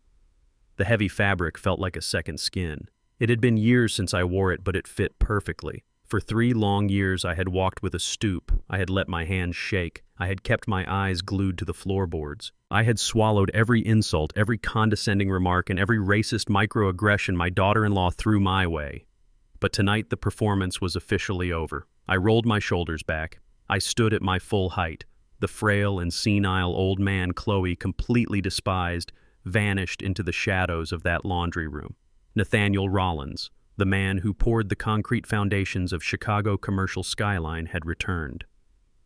Through the thin drywall, I could hear the absolute pinnacle of high society gathered in the living room, the clinking of expensive crystal flutes, the soft and pretentious laughter of the city elite.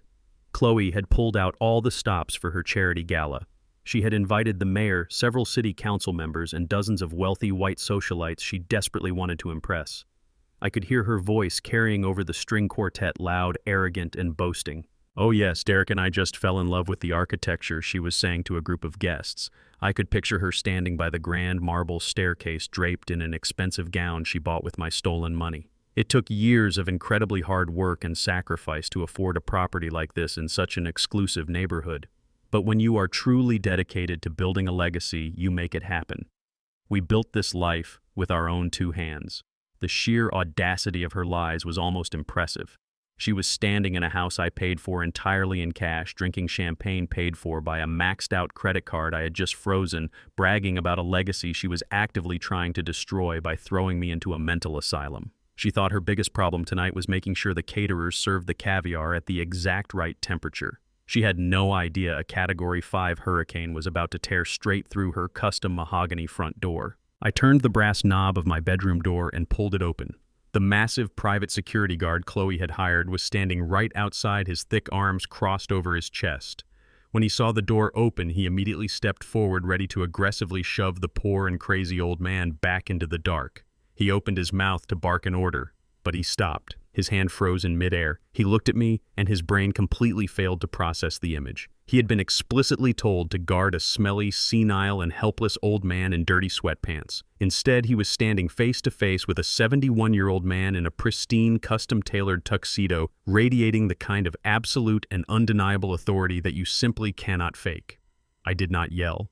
I did not raise my hands. I just looked him dead in the eye with the cold and unblinking stare of a man who used to fire corrupt union bosses before his morning coffee. "Step aside, son," I said. My voice was deep, resonant, and completely steady.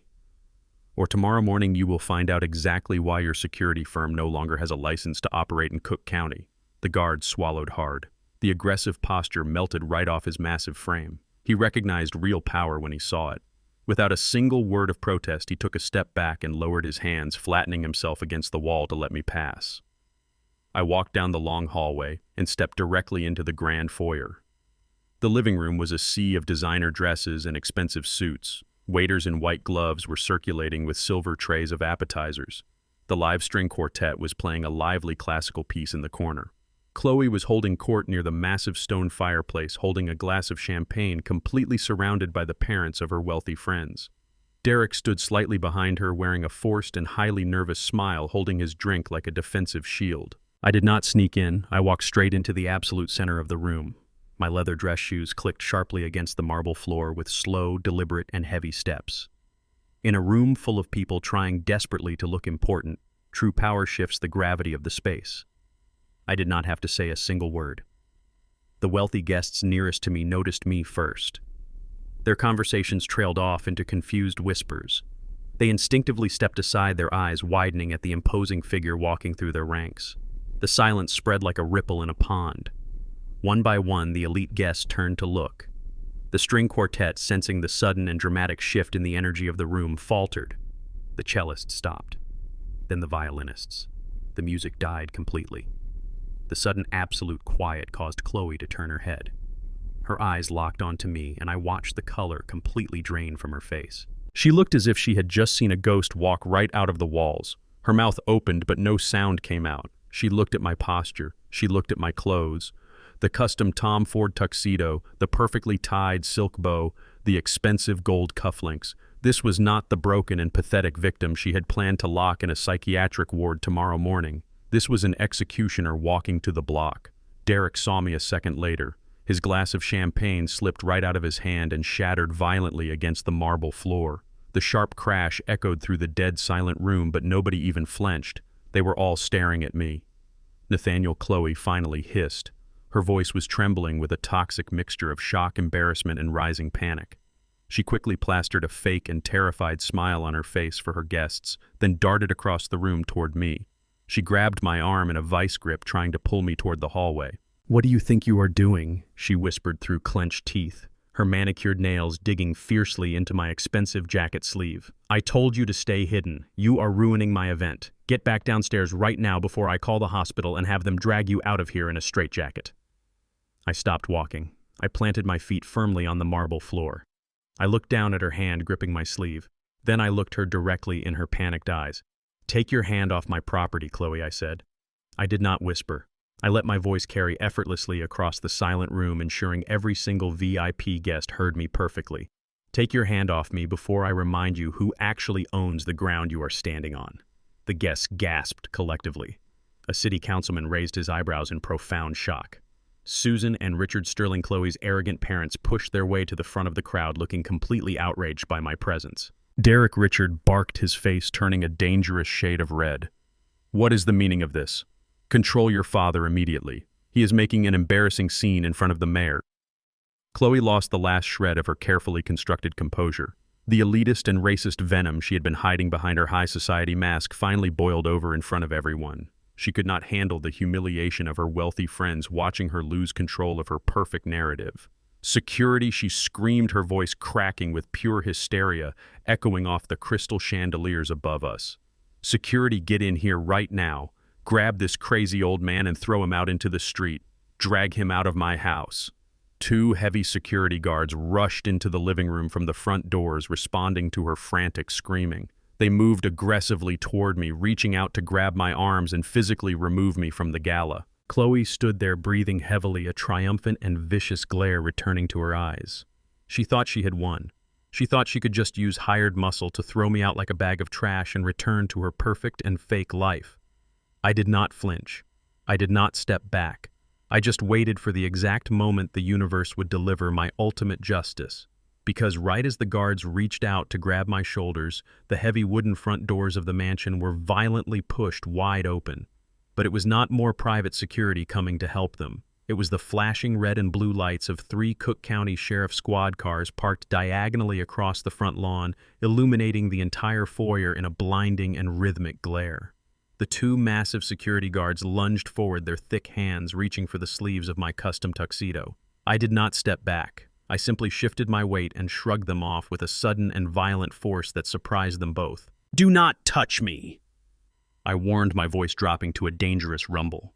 They froze and glanced back at Chloe for direction, but the absolute authority in my eyes held them completely paralyzed. They were paid hourly wages to stand around looking tough, not to assault an older man who carried himself like a seasoned general.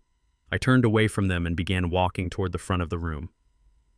Chloe had set up a small stage with a sleek glass podium and a microphone for her charity speeches. I walked with deliberate purpose. The crowd of wealthy socialites parted before me like the Red Sea. They were whispering, their eyes wide with a mixture of horror and pure fascination. The clinking of expensive crystal glasses stopped entirely. The only sound in the massive room was the sharp and steady click of my leather shoes against the marble floor. Richard Sterling could not handle the loss of control. He pushed his way through the crowd, his face purple with absolute rage. "You crazy old fool," Richard shouted, completely abandoning his fake high society manners. "You are embarrassing my daughter. You belong in a cage." Susan Sterling chimed in right behind him, pointing her manicured finger at my face. "Someone call the police right now," she shrieked. "This filthy man is trespassing and ruining our elegant evening. Get him out of our sight before he hurts somebody." I did not even look at them. Their insults were nothing but the buzzing of flies to me. I stepped onto the low stage and stood directly behind the glass podium. I reached out and tapped the microphone. A loud and sharp feedback sound echoed through the massive living room, silencing the crowd instantly. Everyone stared at me, holding their breath, waiting to see what the crazy old man was going to do next. That was when my son finally snapped out of his paralyzed state. Derek saw his entire fake life flashing before his eyes. He realized I was about to speak into a live microphone in front of his boss, the mayor, and every single person he desperately wanted to impress. "Dad, no." Derek screamed, sprinting across the marble floor. Derek rushed up the steps of the stage. He lunged at me, grabbing the metal stand of the microphone with both hands, trying to physically rip it away from my grip. "Have you lost your mind?" Derek hissed, his face inches from mine, his breath smelling of sheer panic and expensive champagne. "Stop this right now. You are destroying my life. Let go of the microphone, or I swear to God I will have you locked in the psychiatric ward tonight. I will not wait until tomorrow morning."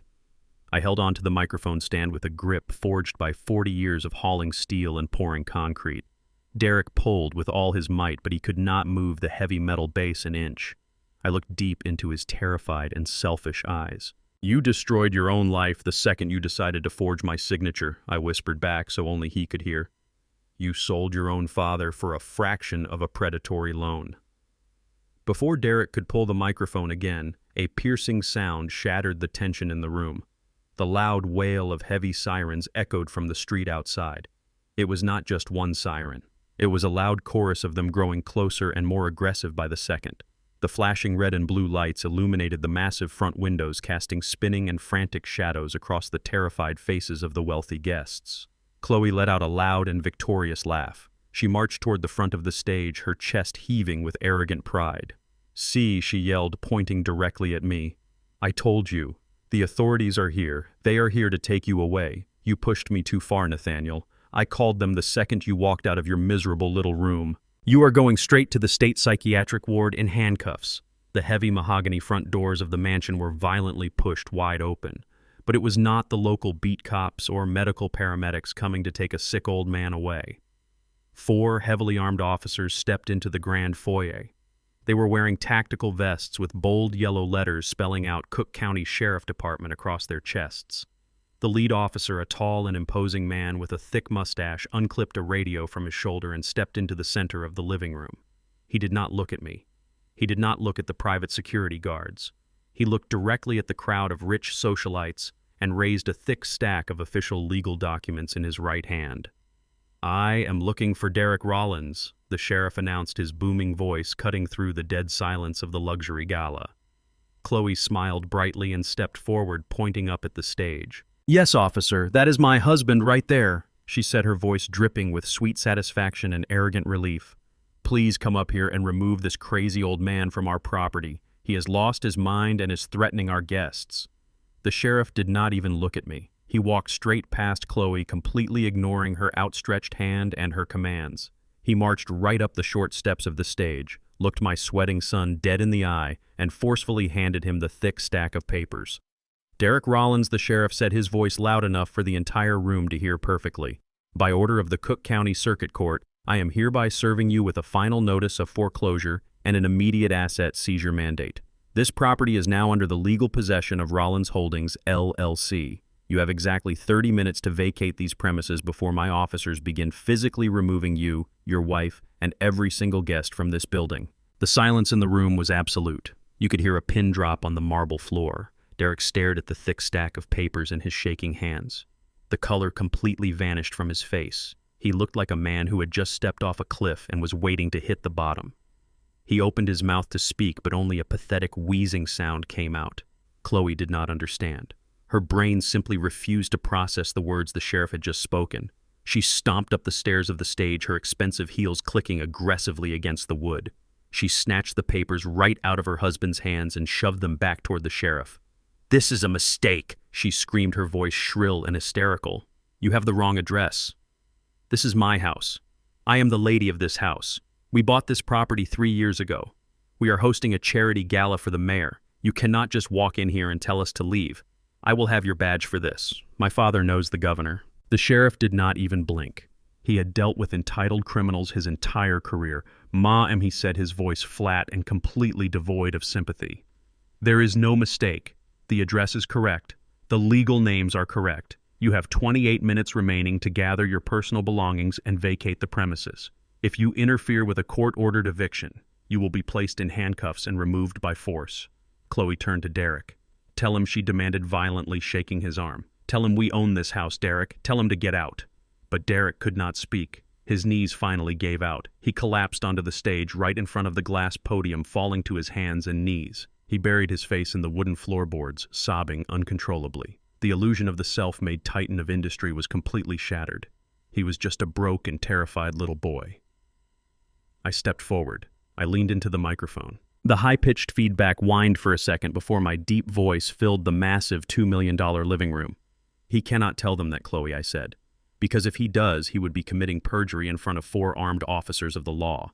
Chloe whipped her head around to look at me. Her eyes were wide with a frantic, wild energy. "Shut up," she spat at me. "You crazy old man. This is your fault. You called them. You made up some crazy lie.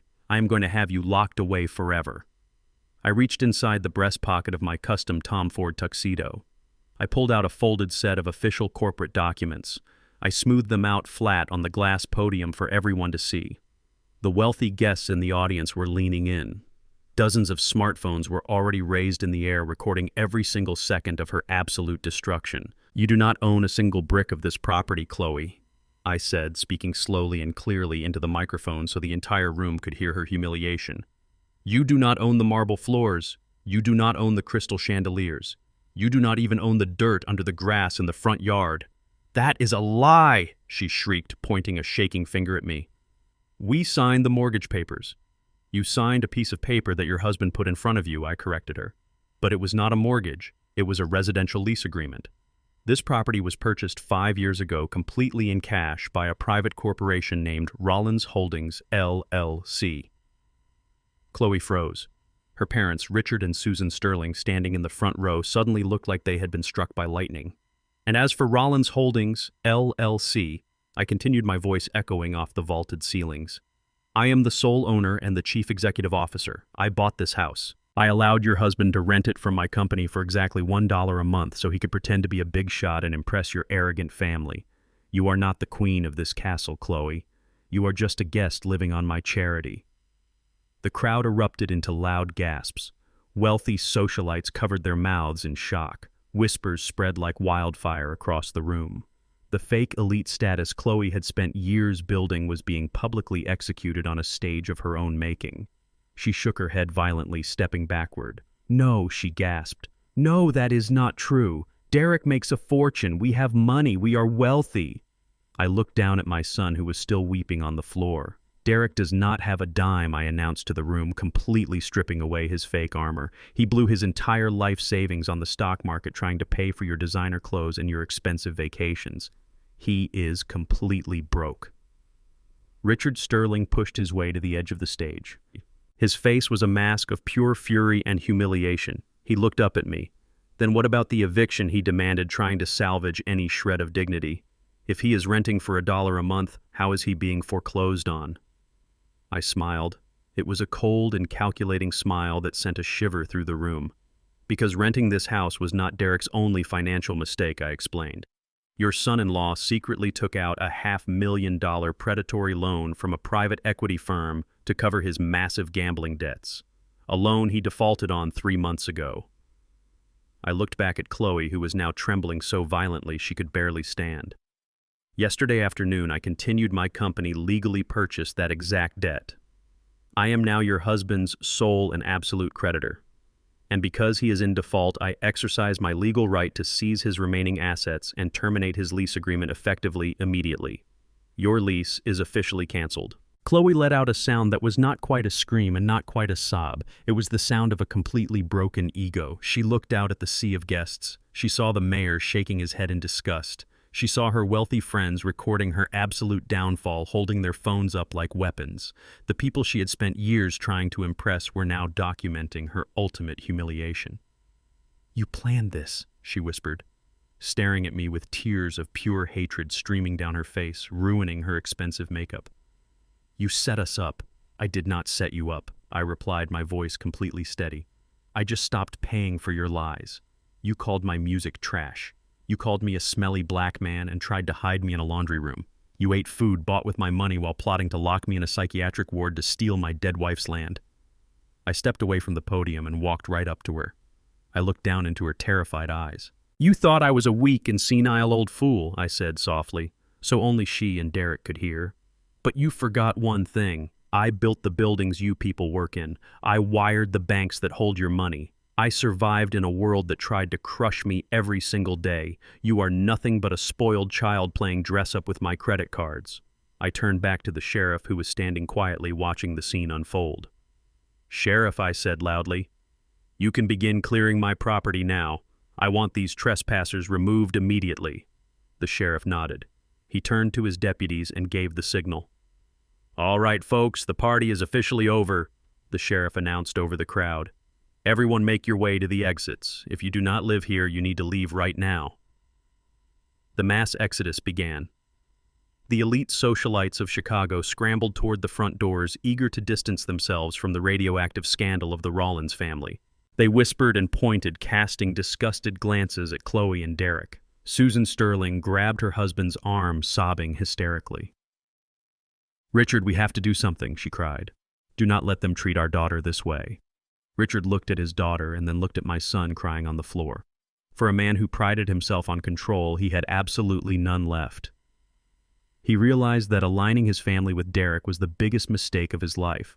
He turned his back in disgust and marched toward the door, leaving his daughter standing on the stage completely ruined.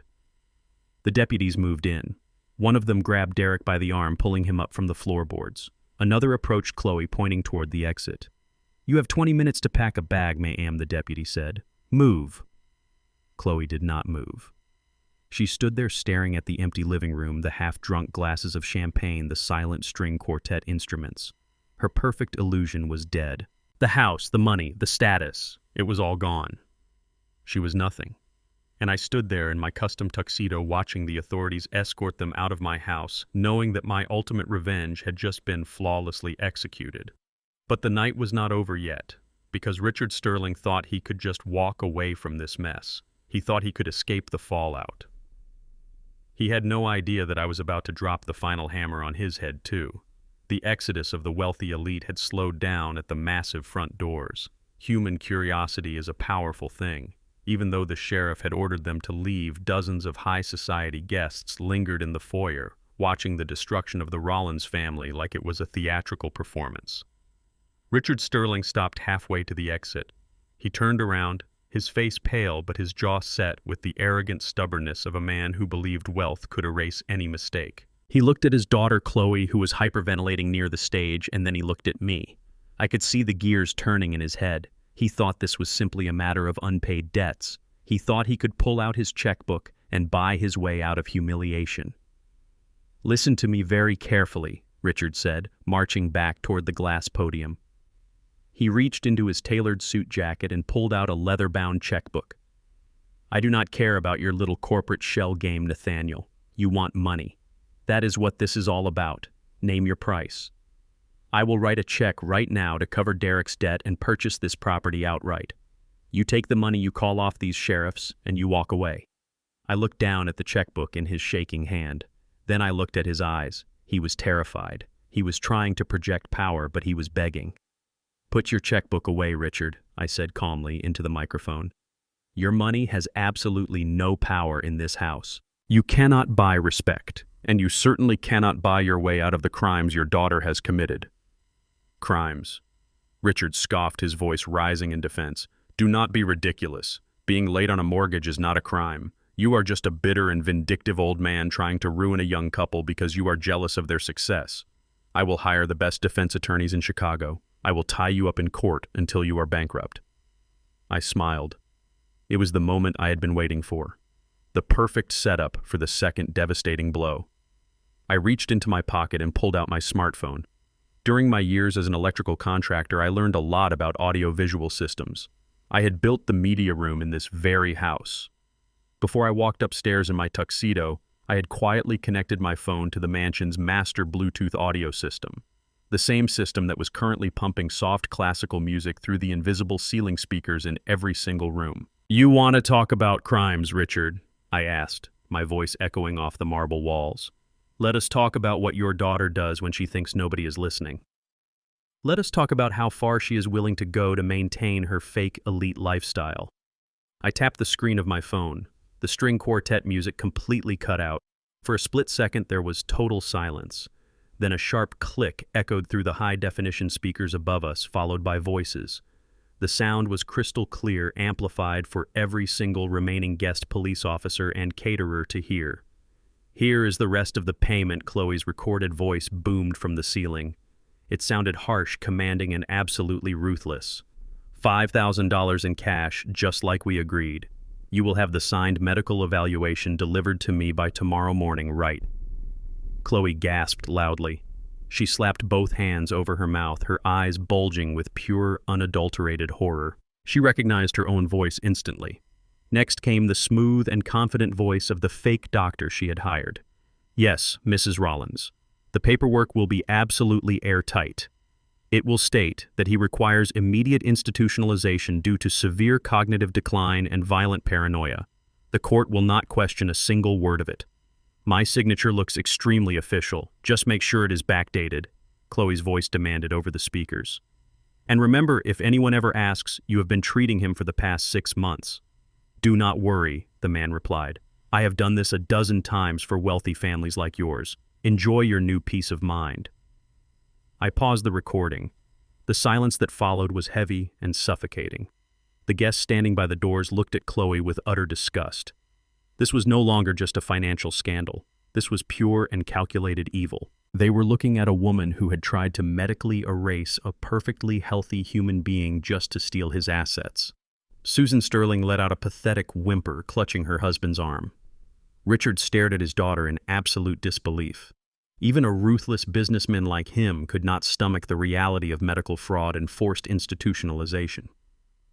But the most dramatic reaction did not come from Chloe or her parents. It came from the back of the room near the catering tables. A man in a sharp gray suit suddenly dropped his champagne glass and bolted toward the kitchen exit. It was the fake doctor Chloe had hired. She was so incredibly arrogant that she had actually invited her partner in crime to her high society gala, probably to show off her wealth and ensure he kept his mouth shut. He did not make it 3 steps.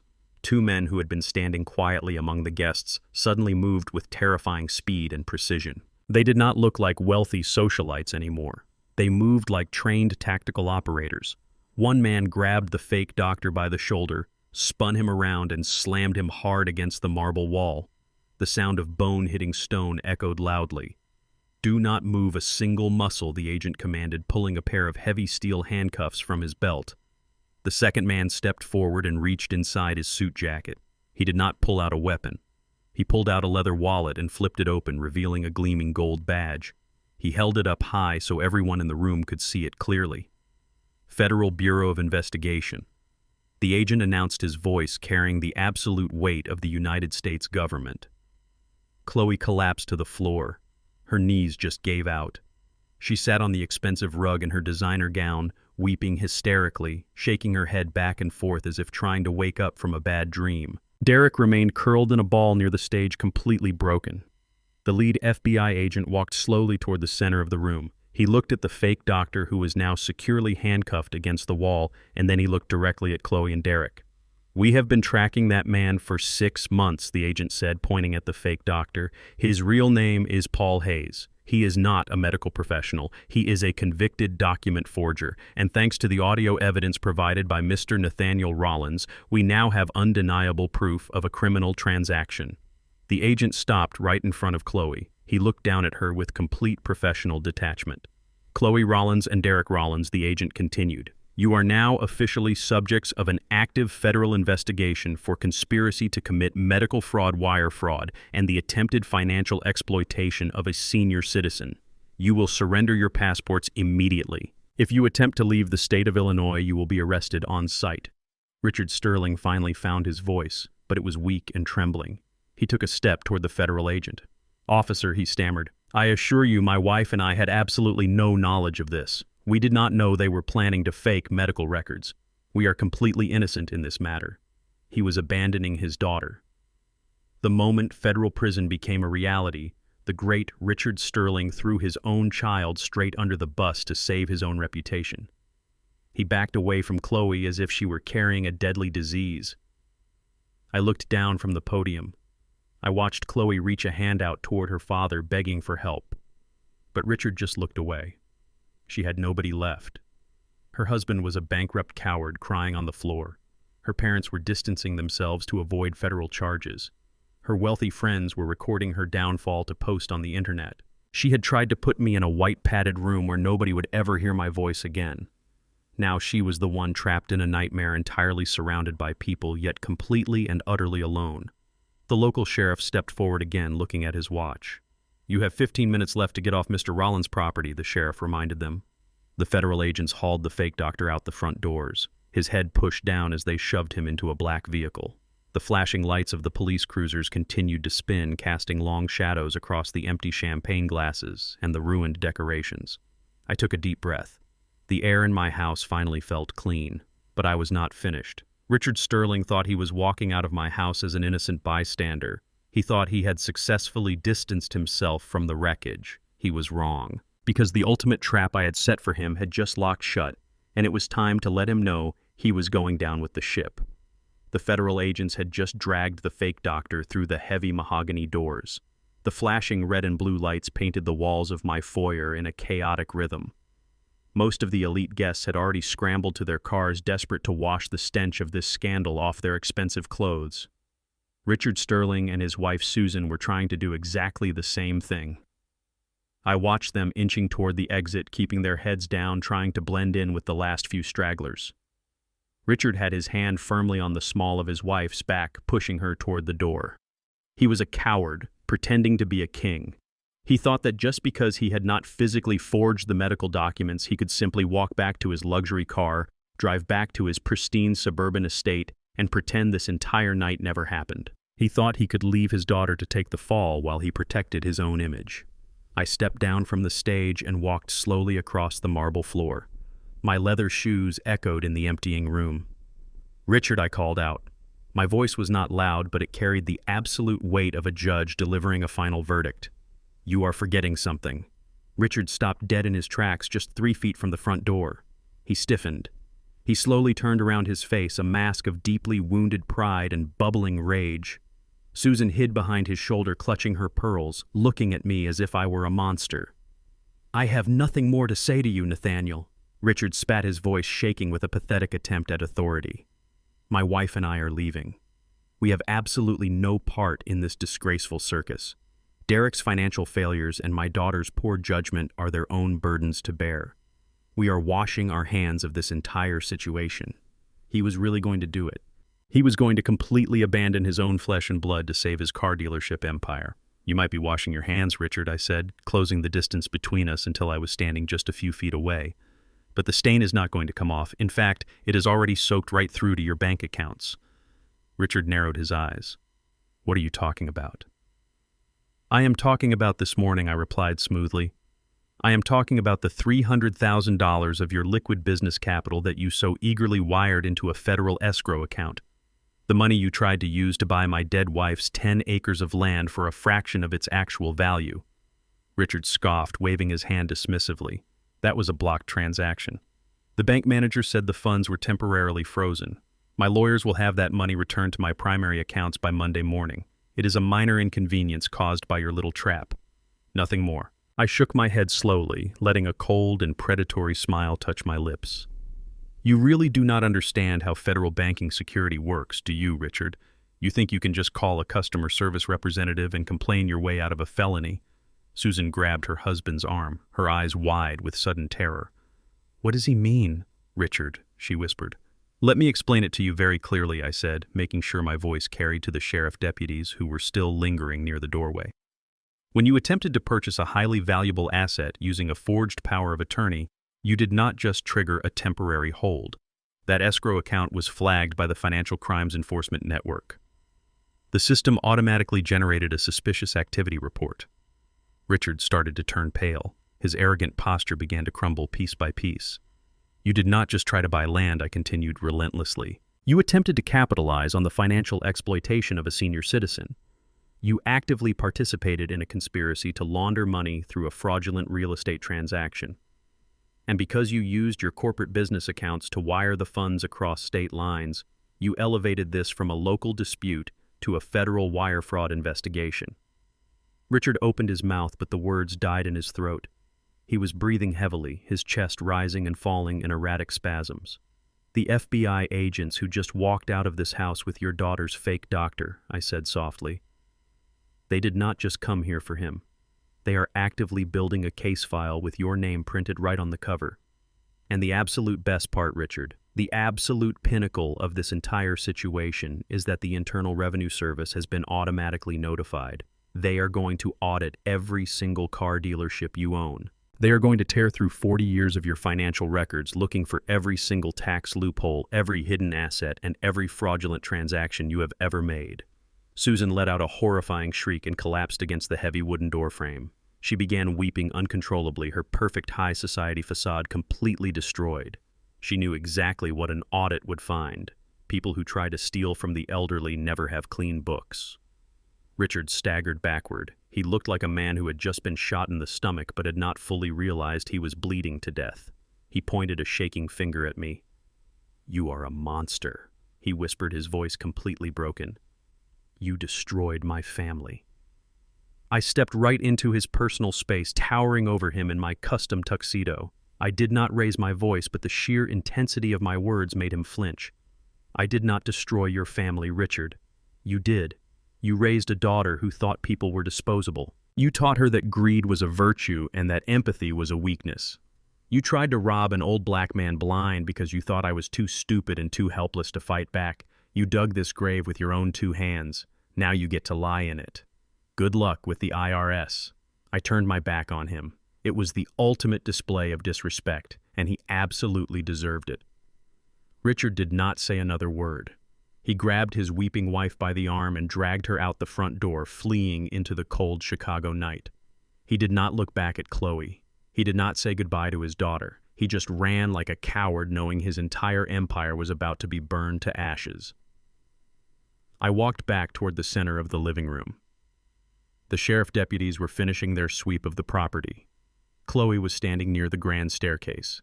She was completely alone. Her wealthy friends were gone. Her parents had abandoned her to save their own skins. Her fake doctor was sitting in a federal interrogation room, and her husband was sitting on the floor staring blankly at the wall, completely catatonic. A female deputy approached Chloe holding a clipboard. "Mom, your time is up," the deputy said firmly. You need to vacate the premises right now." Chloe looked down at her hands. She was wearing a stunning designer evening gown that probably cost more than a car. Diamonds glittered around her neck, but all of it was completely worthless now. She looked up at me. Her eyes were hollow, completely drained of the venom and the arrogance that had defined her entire existence. "Where am I supposed to go?" she asked, her voice barely above a whisper. "I have no money. My credit cards are blocked. My parents just drove away. I do not even have a coat." I looked at her. I thought about the music box she had smashed. I thought about the words she used when she told the security guard to keep the smelly black man locked in the laundry room. I thought about the psychiatric ward she had planned to send me to tomorrow morning. I felt absolutely no pity. "That sounds like a problem for the street," I replied, my voice completely devoid of any emotion. "Get out of my house." The deputy took Chloe by the arm and firmly guided her toward the front door. Chloe did not fight back. She did not scream. The psychological devastation was so complete that she simply surrendered to the physical motion. She walked out of the double doors in her freezing evening gown, stepping out into the harsh and unforgiving reality of the night. Derek was next. 2 deputies hauled my son to his feet. He looked at me with eyes full of desperate, pathetic pleading. He was about to speak. He was about to ask for a second chance. But I knew exactly what I had to do next to finalize this necessary destruction. Because dealing with an enemy is easy. Dealing with your own blood requires a completely different kind of coldness. The heavy double doors closed behind the last sheriff deputy. The flashing red and blue lights slowly faded down the long driveway, leaving the $2 million mansion in a suffocating and heavy silence. The string quartet had left their sheet music scattered on the floor. Half-empty crystal champagne flutes sat abandoned on expensive tables, the bubbles long gone. I stood in the absolute center of the grand marble foyer, smoothing the lapels of my custom Tom Ford tuxedo. The air in the house was finally still. The elite crowd was gone. The fake doctor was in federal custody. Chloe had been thrown out into the freezing night. But there was one last piece of garbage that needed to be taken out. I turned my attention toward the stage. Derek was still there. He had not moved to follow his wife. He had not run out into the dark to comfort the woman he supposedly loved so much that he was willing to destroy his own father for her. Instead, he was sitting on the edge of the wooden platform, staring blankly at his expensive Italian leather shoes. He looked completely pathetic. A 39-year-old corporate vice president reduced to a trembling and broken child. When he realized we were completely alone, the tears finally started. It was not quiet or dignified crying. It was the loud and messy weeping of a coward who had finally been backed into a corner with absolutely no escape. He slid off the stage and fell to his knees on the cold marble floor. He crawled toward me, his hands reaching out to grab the hem of my trousers. "Dad, please," Derek sobbed, his voice echoing pathetically in the massive empty room. "Please, listen to me. I am so sorry. You have to believe me. I never wanted any of this. It was Chloe. It was all her idea. She pushed me, Dad. She found out about the gambling debts and she went completely crazy. She said if I did not find a way to get the cash immediately, she would leave me. She would tell everyone at the country club that I was a failure. She brought in the fake doctor. She hired the forger. I was just terrified of losing my life. I was just trying to keep my marriage together." I looked down at him, feeling absolutely nothing. No anger, no pity, no parental instinct to reach down and comfort him. I felt just a profound and chilling emptiness. He was a man who refused to take accountability for a single decision in his entire life. He was throwing his wife under the bus the exact same way his arrogant father-in-law had thrown her under the bus just 20 minutes ago. They were all exactly the same. Parasites wearing expensive suits. "You cannot throw me out on the street," Dad Derek pleaded, looking up at me with red and swollen eyes. "I am your son. I am your flesh and blood. We are family. You and Mom raised me better than this. I made a mistake, a massive, horrible mistake, but I am still your boy. Please do not take the house away from me. Do not leave me with nothing. Give me one more chance. Mom would not want you to do this to me." Hearing him say Vivian's name was the final lock snapping shut on his fate. I took a slow and deliberate step back, forcing his hands to fall away from my clothes. "Do not ever let your mother's name cross your lips again," I said. My voice was a low and dangerous rumble that vibrated through the silent room. "You gave up the right to speak her name the second you forged my signature on a deed to sell her sacred land to a commercial developer.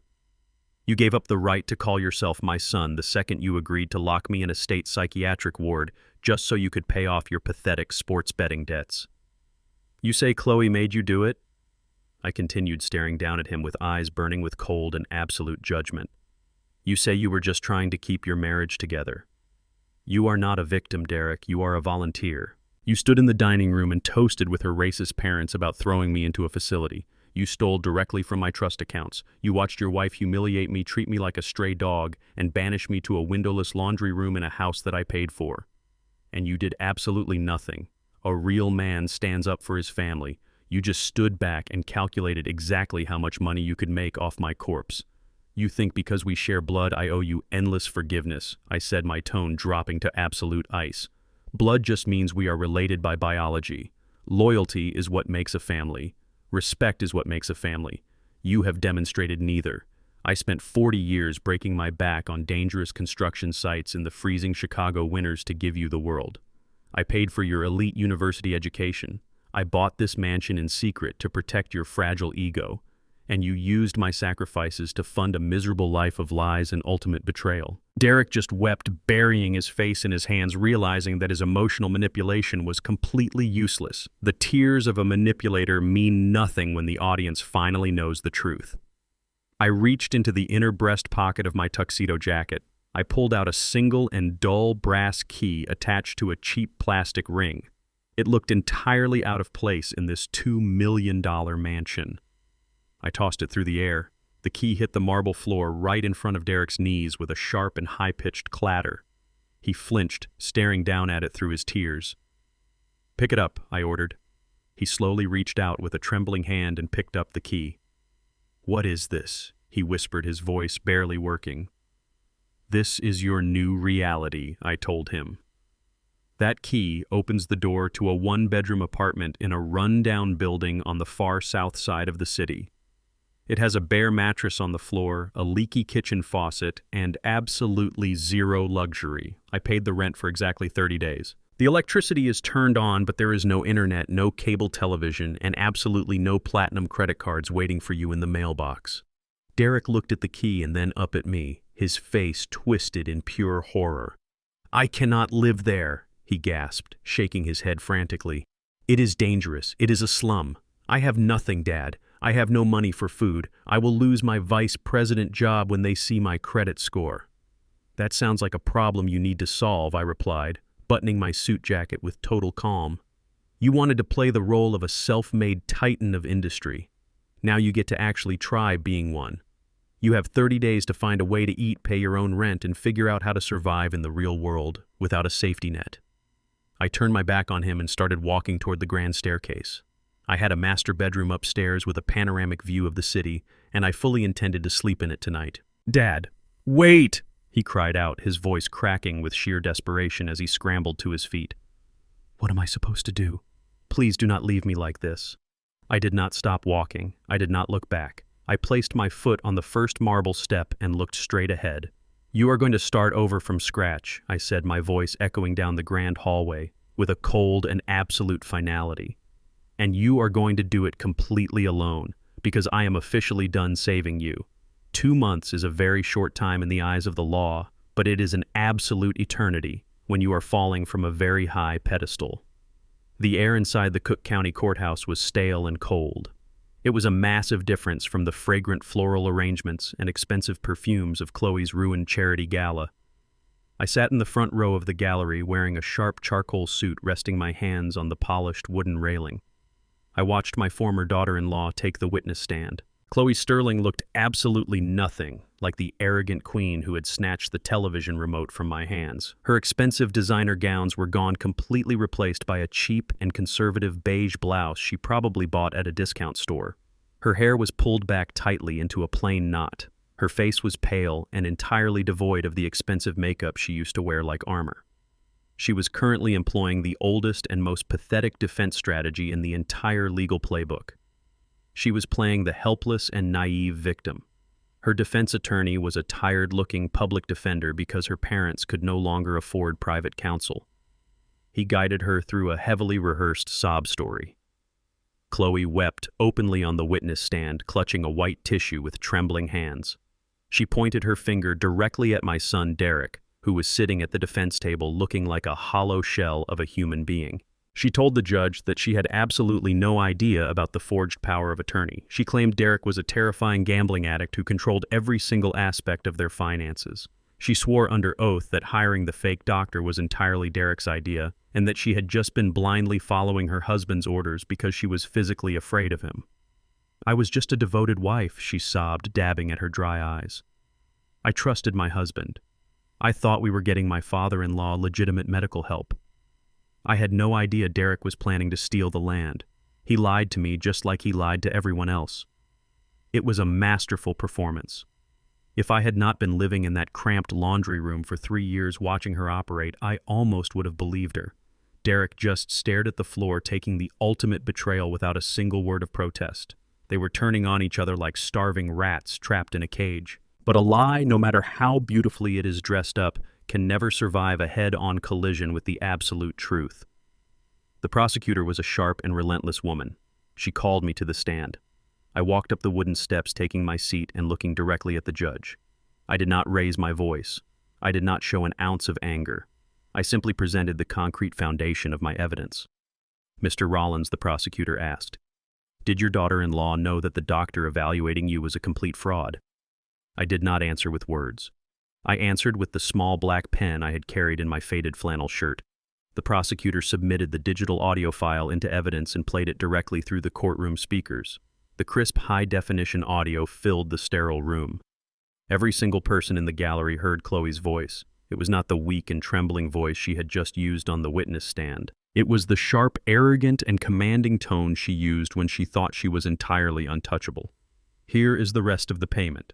The recording of Chloe echoed off the wood-paneled walls.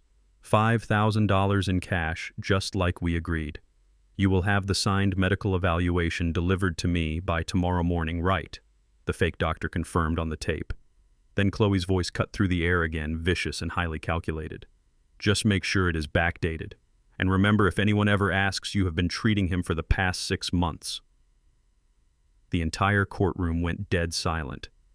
The judge was a stern man with zero tolerance for perjury. He slowly took off his glasses and glared down at Chloe. Her fake tears stopped instantly. The white tissue fell from her trembling hands, hitting the floor. The sympathetic mask completely melted off her face, revealing the cold and calculating predator hiding underneath. She was completely and utterly trapped. There was no blaming Derek for this. It was her voice. It was her money. It was her absolute and undeniable guilt. The sentencing was swift and completely merciless. The judge did not hold back. He looked at Chloe and Derek with profound disgust. He called their actions a despicable and coordinated assault on a vulnerable family member fueled entirely by unchecked greed. Derek was handed a severe sentence for wire fraud and forging legal documents, ensuring he would spend the next several years in a federal penitentiary. But Chloe was handed a sentence designed to completely shatter her massive ego. Because she was a first-time offender, the judge sentenced her to 3 years of strict probation. But the real punishment was the mandated community service. The judge ordered 1,000 hours of hard manual labor at a state-run sanitation facility. The arrogant woman who was terrified of letting her wealthy friends see a black man in her house was now legally forced to wear a bright orange safety vest and pick up rotting garbage on the side of the Chicago highways for the next 3 years. And she had absolutely no safety net to fall back on. Her arrogant parents, Richard and Susan Sterling, had experienced their own absolute and terrifying destruction. Just as I promised, the Internal Revenue Service had descended on Richard's car dealership empire like a pack of starving wolves. The federal audit uncovered decades of aggressive tax evasion, hidden offshore accounts, and massive corporate fraud. Federal agents had raided their pristine suburban estate. The government seized their luxury cars, their expensive boats, and completely froze every single one of their bank accounts. The great Sterling family. The people who thought they were royalty was now living in a cheap weekly motel on the outskirts of the city, completely bankrupt and facing their own looming federal indictments. They did not even show up to the courthouse to support their daughter because they could not afford the gas money to get there. The gavel banged loudly against the wooden block, echoing through the room. The court was officially adjourned. I walked out of the courtroom feeling a profound sense of absolute closure. The heavy air of the courthouse hallway was a stark contrast to the massive weight that had finally been lifted off my shoulders. I stood near the heavy glass exit doors adjusting the cuffs of my tailored suit jacket. A few moments later, the heavy wooden doors of the courtroom pushed open. Chloe walked out. She was flanked by her public defender looking completely broken. She had no money, no home, no husband, and absolutely zero status. She was just a convicted fraudster with 1,000 hours of highway garbage collection waiting for her. She stopped walking when she saw me standing by the exit. We locked eyes. There was no screaming. There were no arrogant threats or throwing of tantrums.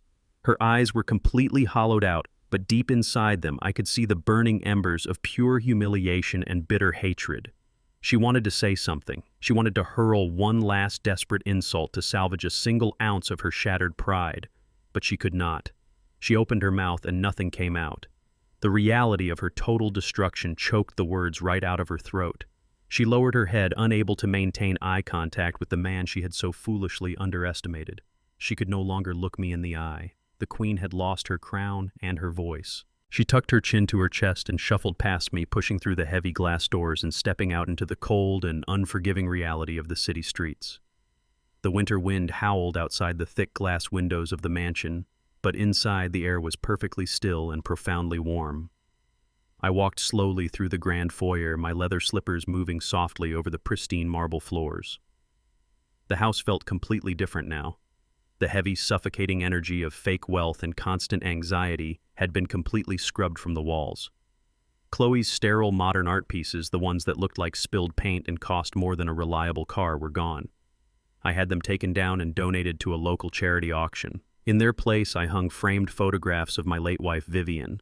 I hung the original blueprints of the first commercial high-rise my electrical contracting company ever wired. I filled the space with things that actually possessed soul history and undeniable truth. I walked past the hallway that led to the laundry room. The door to that cramped, windowless box was wide open. I used it to store cleaning supplies now, which was exactly what it was built for. I no longer had to shrink myself to fit into the dark corners of my own property. I no longer had to mask my strength or hide my intelligence just to appease a cowardly son and his deeply prejudiced wife. I made my way into the massive open-concept kitchen. The marble countertops gleamed under the warm pendant lights. I opened the custom oak liquor cabinet and pulled out a bottle of 20-year-old Kentucky straight bourbon. It was a rare batch, a gift from a real estate developer I had done business with decades ago. I poured 2 fingers of the amber liquid into a heavy crystal glass. I did not add ice. I did not need anything to dilute the absolute perfection of the moment. Carrying my glass, I walked into the main living room. The space was completely transformed. Chloe's uncomfortable white sofas were gone, replaced by rich, deep brown leather armchairs that you could actually sink into. The room finally felt like a home instead of a staged photograph in a pretentious lifestyle magazine. I sat down in the center armchair. I took a slow, deliberate sip of the bourbon. The liquid burned pleasantly as it went down, warming my chest. I set the glass down on the solid wood coffee table and reached for the television remote. It was the exact same remote Chloe had violently snatched out of my hands on that very first night. I pressed the power button. The massive flat-screen television mounted above the stone fireplace instantly hummed to life. The high-definition speakers clicked on. I navigated through the menus and pulled up the exact same live recording of the 1970s jazz concert. The smooth, deep sound of the upright bass began to play, followed by the sharp and soulful cry of a tenor saxophone. The music flooded the massive living room, wrapping around the columns and echoing up the grand staircase. It was loud. It was unapologetic. It was absolutely beautiful. I leaned back in my leather chair, crossing my legs and resting my hands on the armrests. I watched the musicians on the screen pouring their hearts into their instruments. I waited for a moment out of sheer habit. I waited to hear the sharp, aggressive click of designer heels storming down the hardwood hallway. I waited for a shrill voice to scream about the aesthetic of the room being ruined. I waited for someone to march over and shut the screen to black. But the hallway remained completely empty. The only sound in the house was the brilliant and unbothered rhythm of the jazz band. Nobody was coming to snatch the remote.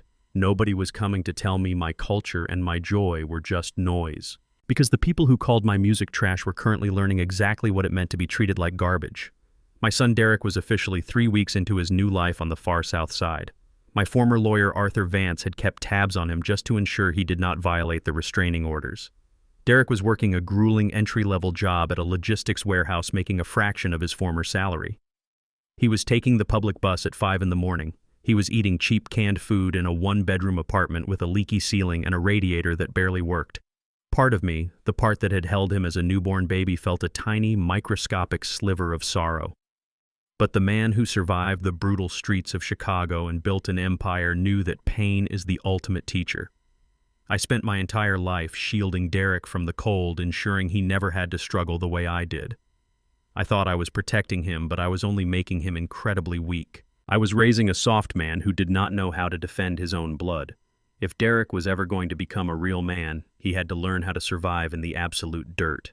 He had to rebuild his own foundation from the ground up without my money, without my house, and without my protection. Maybe he would figure it out. Maybe he would finally grow a spine and earn his way back into the light. Or maybe he would collapse under the weight of his own profound mediocrity. That was entirely up to him now.